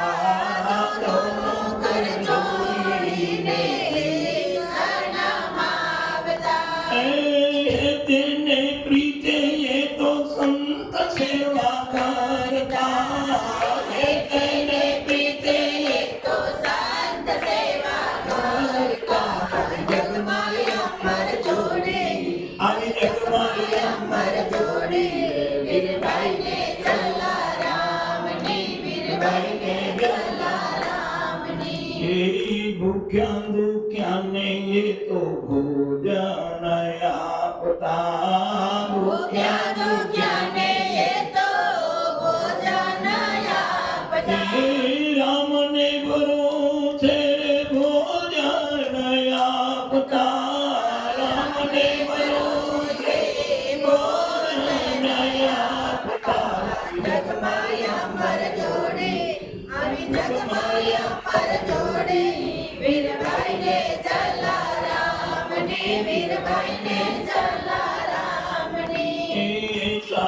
ખરદારે ચલો સંસારી વેશમાં સાધુ હતા એ ચાલા સંસારી વેશમાં. એ પડતા પૂર્યા રે જલે દેશ પરદેશમાં. પરજા પૂર્યા રે જલાય દેશ પરદેશમાં. ગોવિંદ મેર કહે આવો મારા નેસમાં. ગોવિંદ મેર કહે આવો મારા દેશમાં. આવી જગ મારે અમર જોડી, આવી જગ મારે અમર જોડી વીરભાઈને જલારામની, વીરભાઈને જલારામની. આવા ભારત વર્ષના આ રત્નો કે જેને જીવનનો સંદેશ પરમ તત્વને શોધવા ક્યાં જવું? તારા કને જે તારે કર્મ સુધી થાય, ધર્મ ધરાઈ જાય, મારું મટીને તારામાં પ્રેમ જાગી જાય તો નારાયણને ગોતવા ન જવો પડે, નારાયણ ગોતતો ગોતતો આવે. આ આપણી સંસ્કૃતિ છે. આ સંસ્કૃતિ લય સત્યનો કોઈ દી લય થતો હંમેશને માટે સત્યનો વિજય જ હોય, પણ તપ વેઠ્યા વગર એ પરીક્ષામાંથી પાર ઉતરાતો નથી. આવા તો અનેકવિધ સંતો એવા જ કરસન બાપુના ઇતિહાસનું ચિંતન કરો, ગંગા માતા ગંગા સતીનું ચિંતન કરો, પાનબાઈનો તપ વિચારો, તો આ બધા જ ઇતિહાસમાંથી એકલું તેજ ભરેલું છે. એના ભક્તિના શબ્દો એક પણ અક્ષર ભણ્યા વગર એના ભજનનું જો ચિંતન કરો તો એ શબ્દના અર્થ ગોતવા મુશ્કેલ બની જાય. આવી જેની અમૃત વાણી જેના હૃદય કરમાં નીકળેલી હોય, આ ઇતિહાસ કરસન બાપુ એના જીવનમાં જુનાગઢના રામ પરમેશ્વર બાપુના આગલા જન્મમાં શિષ્ય હતા કરસન બાપુ, અને જેનો સમજિયાળમાં દરબારગઢમાં દરબાર કુળ ક્ષત્રિય કુળમાં જન્મ થાય, અને ત્યાં સમય થાય તે કે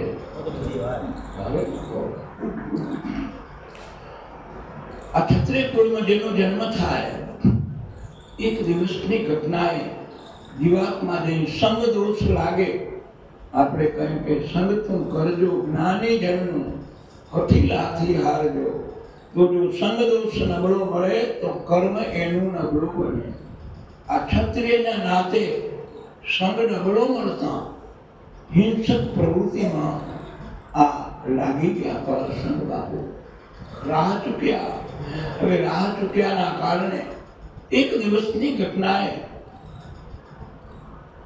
8 સસલાને મારી શિકાર કરી આને જોડીમાં લઈ સમઢિયાળ તરફ આવે ઉંબરામાંથી, અને ત્યાં આગલા જન્મના જે ગુરુ હતા, સાધુ હતા, એ સાધુએ પાછળથી આવીને રણકાર કર્યો, ઉભો રે અને આ જોડીમાં શું લે.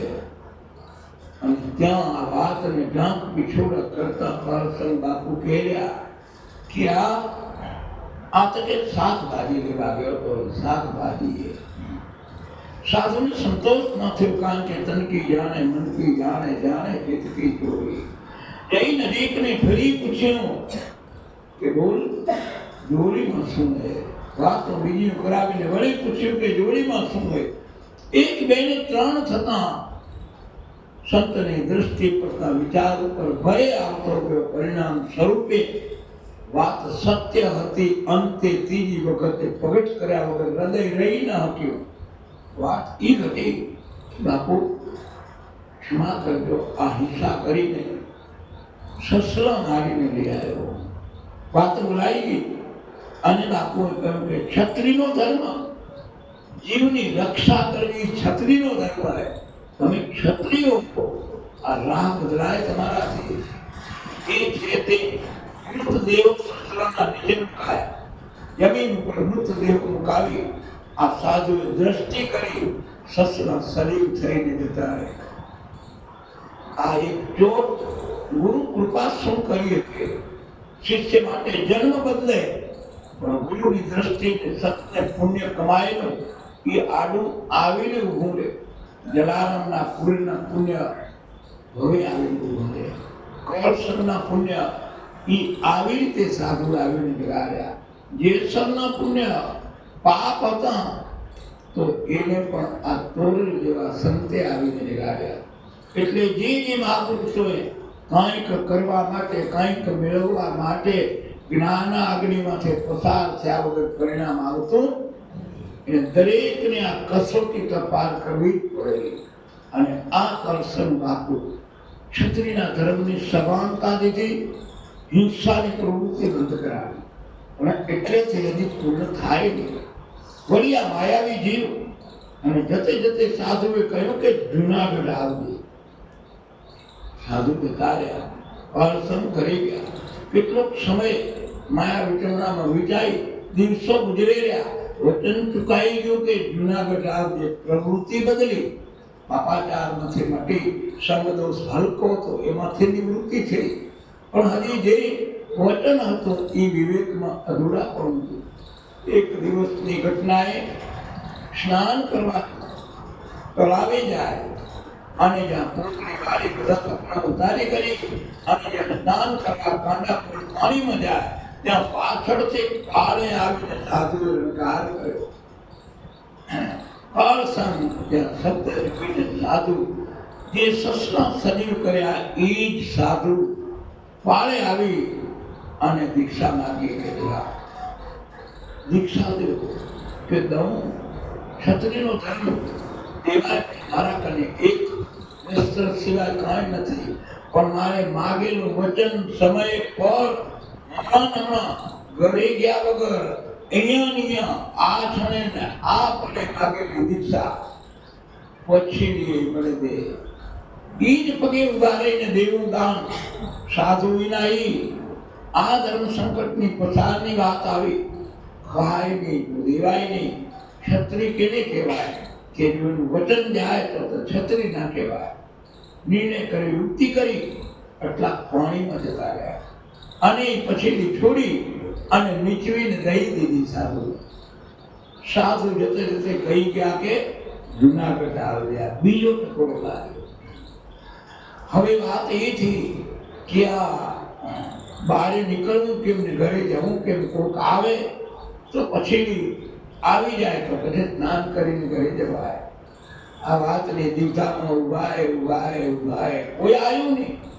આ તો 2 કલાક 3 કલાક કોઈ ના આવ્યું. હતાશ થઈને ચિંતન કરી વિચાર કરીને હાથ ફેરવ્યો કે પછી વાળેલી તરત બહારે નીકળ્યા.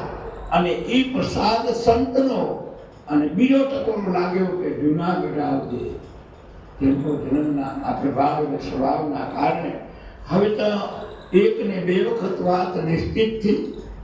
હાજી કરી જઈ બધા પરિવારને જમીને બેહીને કહ્યું, સાધુ મળ્યા આદેશને મારે જુનાગઢ જવું છે. ઘરના બધાએ કહ્યું કે જુવાન દીકરાને 22 વર્ષની ઉંમર, જુવાન દીકરાને જુનાગઢ ન મુકાય. જુનાગઢ જાય બાવા થઈ જાય, પાછા કોઈ આવતા એને મૂકો કે જોખમ હે. પરિવાર ના કે અને આને સાધુની લગની એના ઇતિહાસના સંસ્કાર સાધુની તાણ ને આ બાજુ પરિવારની તાણ છે. આખરે મને જુનાગઢ જવું એ લગ્નને પૂર્ણ કરવા પરિવારે નિર્ણય કર્યો. રાત્રા બેઠા તું એકલો ની 2 ભાઈ જાઓ, મનુભા અને તમે 2 જાઓ. કરસનભા અને મનુભા 2 જાઓ. એકલા જવું પાછા આવી ગયા. હા 2 તો 2. આ 2 પરવાનગી લઈ કરી અને નીકળે. અને જ્યાં નીકળે ત્યાં 2 દિવસે જુનાગઢ પહોંચે કે પાછા જુનાગઢની તળેટીમાં એના એ સાધુ કરવા ઉભા. એ સાધુને કરસન મળે અને જ્યાં એની સમાધિ મુકાય અને લઈ જાય. પૂર્વજન્મના સંસ્કારના હિસાબે આ જાગેલી ભક્તિના યોગ અને એ ત્યાં જઈને વાત ઘટનાની હતી કે આ વચન લઈ દીક્ષા લઈને પાછળ આવી ગયો. પણ ગુરુ આગળ આ બીજી વાતો કરે ને સાધુ મહારાજ બીજી વાતો કરે ને આ દીક્ષાની માંગણી કરે. એક દી, બે દી, 7 દિવસ સુધી સાધુ મહારાજ રોજ એના પાઠ કરાવીને મનુભાને પૂછ્યું કે તમારો વિચાર? તો કે મારો વિચાર, મારે ગુરુ સંસારમાં જરૂર. કળસંગને કહ્યું મને આપની કૃપા હોય તો કે અહીંયા જ રહેવું, હવે ક્યાંય જવું? વાતની ગુરુની કૃપાથી વિચારધારા મળી. પણ એને ગુરુ મહારાજે કહ્યું કે તને ગુરુ સંસાર માંડવો હોય તારા ભાગ્યમાં ગુરુ શાસ્ત્ર છે. આ મારું વચન છે. પણ જે પહેલું જ માગું આવે એ સ્વીકારી લેવા. આ ગુરુનું વચન લઈ અને કળસંગ બાપુ પાછા આવે અને આવી કરીને એના વચન પ્રમાણે રાજપ્રાણ બાઈ ગંગા સતી બાઈનું પહેલું જ માગું આવે અને એના વચન પ્રમાણે આ કળસંગ બાપુ વાતને સ્વીકારી લે, વાતો ધાવી લે. નક્કી થાય ઉંમર પ્રમાણે અને આ વેલું દરબારના નીતિ નિયમ પ્રમાણે ખાંડવું જાય, વેલું તેલવા જાય ગંગા સતીને. અને ત્યાં આ અધૂરા રહેલા જીવ પાનબાઈ ખવાસની દીકરી, નાતે નેણોની પણ જન્મના હંસની એક ભાવનાના કારણે શરીર જુદા, નાત જુદી પણ મન એક હતા. ખબર પડી કે આ ગંગા સતી તો કાલની ને પરમદી કે ચોથે દી ઈ તો જશે, પણ મારાથી અહીંયા રહેવાશે. પાણી વગર જે માછલી મરી જાય એમ હું ગંગા બાબા કરું રહી નહીં. આ 4 નિચોડ માટે 2 બેનપણીઓ ભેગી છે અને પ્રશ્નનો સુજાવ શોધે. અંતે નિર્ણય કર્યો કે આપણું દુઃખ આપણે આપણા વડીલોને જણાવી દઈએ, નિખાલસ મળે. અને જે વ્યથા હતી એ ખવાસની દીકરીએ એના પિતાને રજૂ કરી. અપાએ આના બાપને કહીને કરી. આ વાતની ઓતપ્રોત રીત ને વ્યવહાર પ્રમાણે એને વડારો તરીકે, દાસી તરીકે આનો સ્વીકાર કરી અને આ પાનબાઈ અને ભેગા મૂકવાના યુગ આ થાય. ચોથા દિવસે વહેલું આ બેયને વળાવે અને જ્યાં અમર ભેગા કર્યા પછી ભક્તિના યુગમાં દરબાર ગઢની વચમાં રહ્યું. ખોરડું ગઢની વચ્ચે થતું. આ ભક્તિ રંગાયેલા જીવ આના નેમી હતા કે હા જે વાળું કરીને 4 ગજન સત્સંગ આ ચિંતવન. હવે એટલું તો નહીં, આ કળસંગ બાપુનો જાગેલો આત્મા, ગંગા સતીનો જાગેલો આત્મા અને આ પાનબાઈ પણ એ જ દેખાણો જીવ. મનોભા એને સાધુનો શૃંગાર કર્યો. જેટલા આ ગતિના ઉછાયમાં આવેલા જીવ એને તો આનંદ આવે, પણ બીજો જે દરબાર ગઢર્યો એ રંગ રંગીલામાં રજસ ને તમસમાં રમવાળો જીવ એને આ બધું હસવી લાગે. આ ડખો બારે કેમ કાઢવો દરબારગઢ? આ દરબારગઢની વચ્ચે આ ડખો ખવાય? પણ ઓલો તો નિયમ રોજનો. આમ કરતા કરતા કાંઈ બાબુ ના જડે તો આનો 5મો જીવ હતો એ ગુજરદાસ હરિજન હતા. એ પણ પૂર્વનો આ ખાતાનો જીવ હતો. આ થતી હરિજનની પણ મેં હરી બેઠો. આ ભગતનો ને એનો નાતો જીવ હતો. જાતના પૂછીએ સાધુની, પૂછ લીજીએ જ્ઞાન, મોર કરો તલવાર કાકે પડે એને દો જ્ઞાન. આવી ગણતરી વાળા આ બધું દાસને ગંગા સતીના હૃદયમાં ઉમલકો અને કે દાસ ઈ ભગતને કળસંગને કે આપણે ઘરે બોલાવો. દરબારગઢમાં ઈ સમય ઈ હતો કે હરિજનને વાંહે ઘેલું બાંધવું પડે, એના પગ ગુમાઈ જવા ખપે, બગલો ન ઉઠવા ખપે. આવડી છૂટ અછૂટ એને દુઃખની બંધાય. આ દરબારગઢની સત્તા વચ્ચે આવા હરિજનને આ દરબારગઢની માહિતી આવો. કળસંગને આદેશ કર્યો ગંગા સતીએ કે તેડી આવો ભગતને આપણે દ્વારે. આ 2 જણા હોય જ્યાં સતી જતી ત્યાં તો પુણ્ય થાય છતાં આ આયા ઘરે આવીને દરબારગઢમાં ચેચકને વાતો આપવા દરબારગઢ અભડાયો. આ બધી યુદ્ધ અને વૈદિક થાય. હવે આને બારે કાઢવાનો ઉપાય જડ્યો દરબારગઢને. એટલે કે નહીં પણ ગંગા સતીએ આજ તો ભગત આપણે ઘરે ભોજન લીધા વગર નહીં જવા. અને ઈ ભોજન લેવામાં વળી ભગતે કહ્યું કે માતાજી મહેરબાની કરો, મને એટલે જ ભોજન દઈ ગયો. કારણ કે હરિજન પોતે સમજતા હતા કે આ જગત શું કરે કે ના, આ ગંગા સતીએ વ્યાકરો નાખ્યો. એક ભગત કળસમ ને આ ભગત ઉદરદાસ બે હારો દરબારગઢમાં ઘરની ઓસરીમાં બેહાડ્યા. હવે આ વાતની ચેતક દરબારગઢમાં પ્રસરી. ત્યાં તો નિર્ણય લેવાનો કે આવડાયેલું ખોરડું આને તો હવે બહાર જ કાઢો. એટલું બીજા વાત બનતો એના વચ્ચે ભગત કહે કે મૂર્ખથી હાર ભલી. આ હાર ભોગવી કરી અને 20 વીઘાની વાડી ભાગોળમાં હતી. અને ત્યાં જઈને આ દરબારગઢ છોડી અને 5 દિવસમાં આવો. ભગવાનભાઈ કરસન મનોભા અને બુદરદા આ 5 એક જ માળાના મૂર્તિ આ 20 વીઘાનો સુંદર મજાનો આશ્રમ બનાવ્યો. અને ત્યાં ભક્તિના આનંદથી સમય અને વ્યતીત થાય.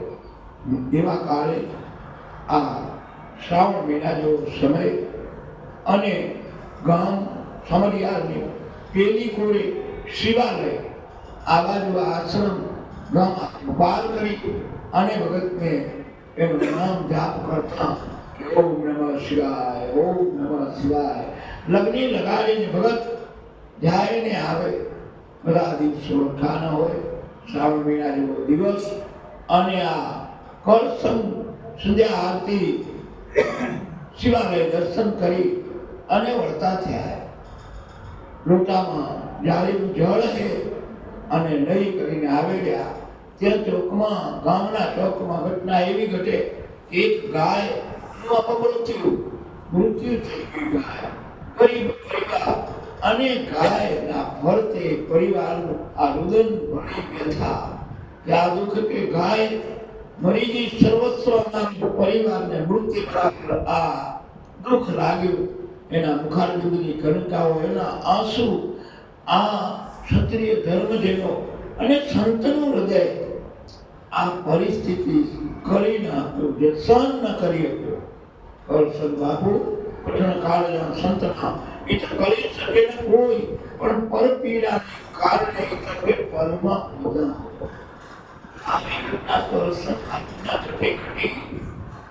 સ્વરૂપે આ દયા અને કરુણાના ભાવ જાગતા અંજલિ ભરીને આ ગાય પર છાંટી. ગાય સજીવન થઈ ગઈ. કોના રણકા ગંગા સતીના હૃદય ભગતે બુદ્ધિ ખોલી નાખી. સિદ્ધિ એ વિધિ થઈ જાય. કહ્યું આપણી વાત હતી કે અષ્ટ સિદ્ધિ નવ નિધિ કાઢા હતા. હનુમાન ચાલીસામાં આવે અષ્ટ સિદ્ધિ ને નવ નિધિ. ગોતવા ક્યાં જવી? અષ્ટ સિદ્ધિ શેના વડે થાય કે જ્યારે જલારામ બાપાને એ આપણને આ માનવ દેહ મળ્યો પરમાત્માની પ્રસાદી રૂપ. તો માનવ દેહ શેનો બન્યો હોય? 5 તત્વો ને 3 ગુણ. આ 8 નો બન્યો હોય. આ કાઠ 8 નો બન્યો હોય. આનો સદુપયોગ કરી લો તો 8 ના સાધનની સિદ્ધિ થઈ જાય. અષ્ટ સિદ્ધિ તમારું સાધન એનો સદુપયોગ થઈ જાય. જલારામ બાપે એ સદુપયોગ કરી લીધો દેહનો. એટલે અષ્ટ સિદ્ધિ નવ નિધિ કે દાતા. નવ નિધિ ની વિધિ થઈ જાય. આ 9 દ્વાર વાળો દેહ તમારો. આ 9 દ્વારે 9 ઇન્દ્રિય દ્વારા કર્મ થાય. એ જો સત્કર્મ કરવાના યોગ થઈ જાય. જલારામ બાપે 9 નિધિ આ 9 દ્વારની 9 ઇન્દ્રિય છે. બસ સત્કર્મ સત્કર્મ સત્કર્મ. તો અષ્ટ સિદ્ધિનો દેહ મળ્યો. 9 નિધિની વિધિ કરી જ્ઞાન દ્વારા. અને જે જીવન સાહેબને કહી કે અષ્ટ સિદ્ધિને 9 નિધિનું જ્ઞાન પ્રાપ્ત થયું. નહીં જીવનદાસે કહ્યું એ દેખંતા રે કોઈ આદલમાં, દેખંતા રે કોઈ આદલમાં રે આવું, પરખંતા રે કોઈ આદલમાં રે આવું.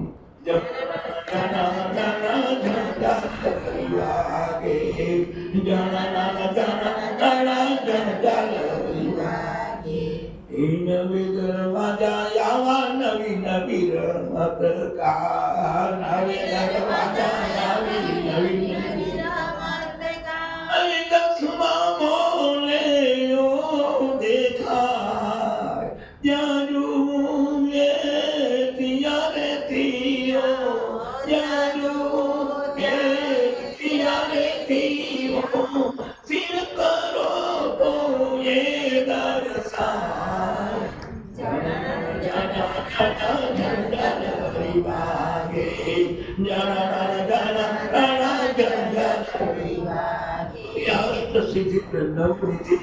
ક્યાંય ગોતવા જવાની જરૂર, તારી તાકાત હોય, તારા 9 દરવાજા 9 ઇન્દ્રિયોના 9 વિષય ઉપર વિજય મેળવી દે જ્ઞાનનો, અને 10મો દ્વાર તારો એ 9 બંધ થશે, 10મો ખુલી જશે. આ તારી અષ્ટ સિદ્ધિ 9 નિધિ કે દાતા. હનુમાનની ઉપાસના કરવી. હનુમાન એટલે તમારો આ હાલેરો આવેરો ને જાયરો એ પવન સુતરમાં. આ નગરનું, આ દેહરૂપી નગર, આ મુખારવિંદમાંથી માય જવાય ને વાય, અને આ પવન સુત તારો આમાં જાયરો ને આવેરો, આ નગરનો આ ઝાંપો એ, આ ઝાંપે હનુમાન દાદાનું મંદિર છે. તું ક્યાંય બોલ્યું તો સાધને, સાધને સિદ્ધ કરવું હોય તો આ પવન સુત જબ નામ ઉચારે, ભૂત પિશાચ નિકટ નહીં આવે. રામ રસાયણ तुम्हारी पासा, સદો રહો રઘુપતિ કે દાસા. છેટું ક્યાંય જવાની જરૂર, સર્વ સાધન તારા કનેથી હોય. આ જો અષ્ટ સિદ્ધિ 9 નિધિ થઈ ગઈ, કાંઈ કરવાનું નથી. આટલો બધો સરળ ધર્મ, આટલી સરળતા છે. અને જેને અનુભવ કર્યો હોય, એક રેલવેનો કુલી, ભૂતકાળમાં અમદાવાદમાં રેલવેનો કુલી, જેને લાલ લુગડા પહેરેલા અને પોટલા ઉતારવાનું કામ, ખાણી પીણી સ્વાભાવિક વાત છે કે મજૂરી વ્યક્તિ ગમે તે રીતે ખાતે પીતે દિવસો પોતના ગુજારે. અને ઘટના એવી ઘટે કે એને ટીબીનો રોગ લાગુ પડે, અને આ ટીબીના રોગમાં પીડાતે પીડાતે તે વખતે સિવિલમાં એને દાખલ કરવામાં આવે. એ વખતે ટીબીનું સંશોધન એટલું થયું નતું રોગ, એટલે આને ટ્રીટમેન્ટ ડૉક્ટરો આપે.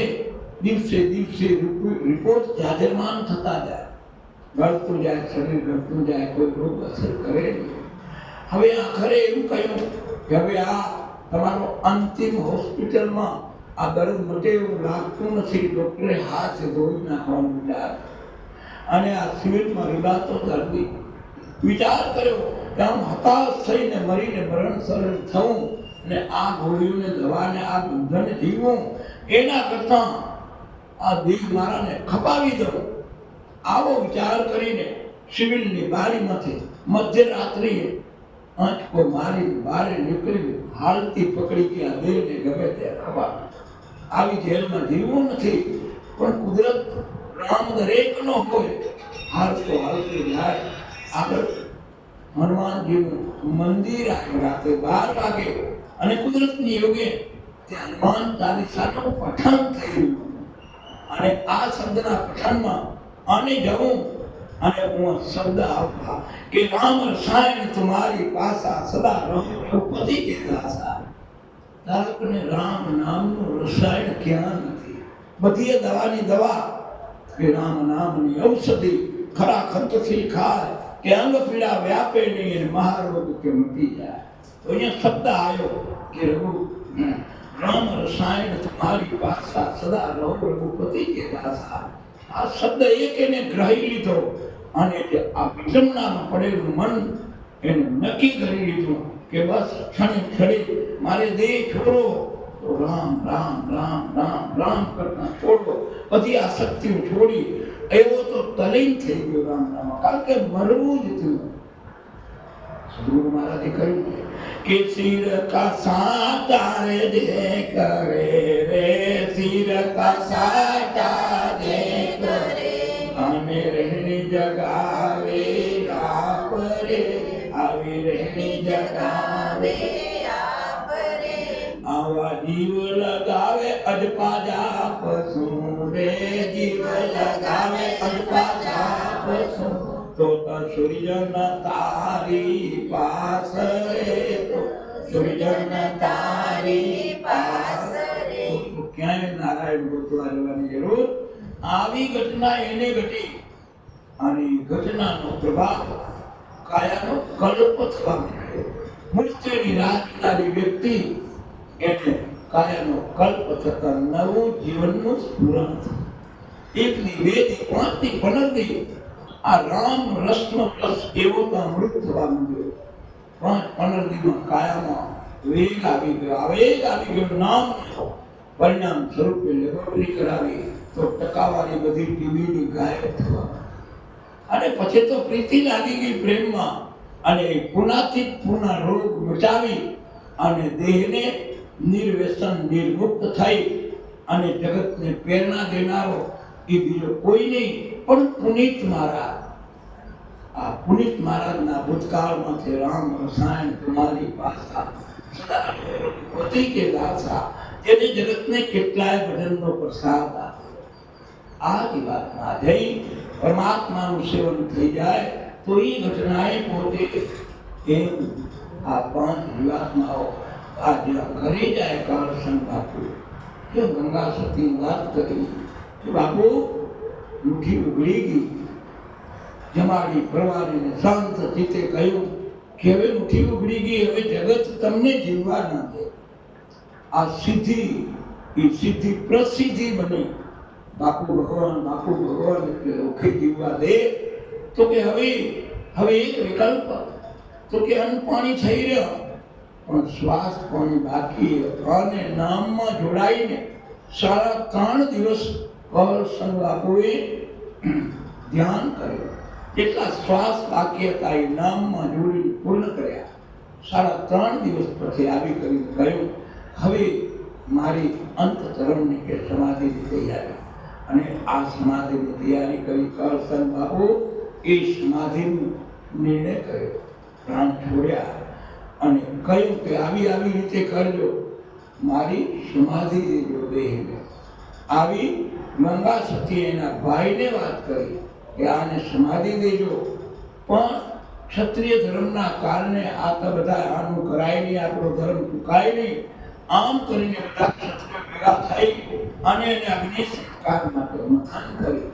અગ્નિ સંસ્કાર જલાવતે એનો જમણો હાથ કૂદીને બહાર નીકળી જાય, પાછો લઈ આવીને માય નાખે ને પાછો જમણો હાથ એનો બહાર નીકળી જાય. આવી ઘટના શમશાનમાં થાય ત્યાં એના ગંગા સતીના ભાઈ હતા એને આવતે વાર લાગીને આવીને કહ્યું ગંગા સતી વાત કરી હતી કે આને સમાધિ દેવાની. અને ત્યાં એના ભાઈઓ આવીને કહ્યું કે આ તમે ભગતને શું કર્યું? એનો પરચો એ હાથનો એ હાથની સમાધિ ભગતની બાજુમાં પાનબાઈની સમાધિ ને બાજુમાં ગંગા સતીની સમાધિ. આજ સમઢિયાળમાં એના કળસિંહના જમણા હાથની સમાધિ. તો આમ આવા ભક્તો અને તઈ ઈ ભગતના અંતે કે સમાધિ ગંગા સતી કે હું સમાધિ લઉં તો કે ના, તમને વારે તમારા વિશ્વાસ છે આવેલો પાનબાઈ એનો આત્મા કાચો રહે તો આપણી પ્રગતિને લાંછન લાગે અને તમે મોક્ષ ગતિનો માર્ગ બતાવી અને પછી આવો અને ભક્તિના યોગી આ ગંગા સતીએ ભજન એક દિવસમાં એક ભજન પાનબાઈ સતીને આમાં બેહારી રોજ એક ભજન બોલે. એ ભજન એની એકાગ્રતાથી બોલે કે જેની દેહનું ભાન ગંગા સતીને ન હોય એટલે ન હોય ગ્રહણ કરનાર પાનબાઈને. અને આ ભજનનો સંતાર લેખક કોણ કે આ એક ભજનની લેખની લખ્યો તો આ ઉદરતા હરી.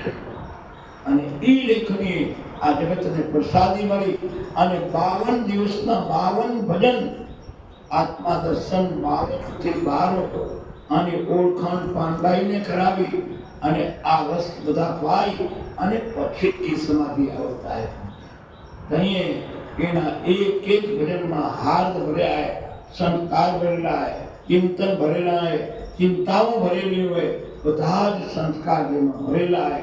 એ ભજનનો અભ્યાસ થાય તો આત્મદર્શન ક્યાંય છેટું નથી. અને એ ભજન માટે કહ્યું કે મેરું ડગે પણ જીવના મન ના ડગે ભાનભાઈ, ભલે ભાંગી પડે રમાન, વિપત પડે પણ વણસે નહીં કોઈ હૃદયના.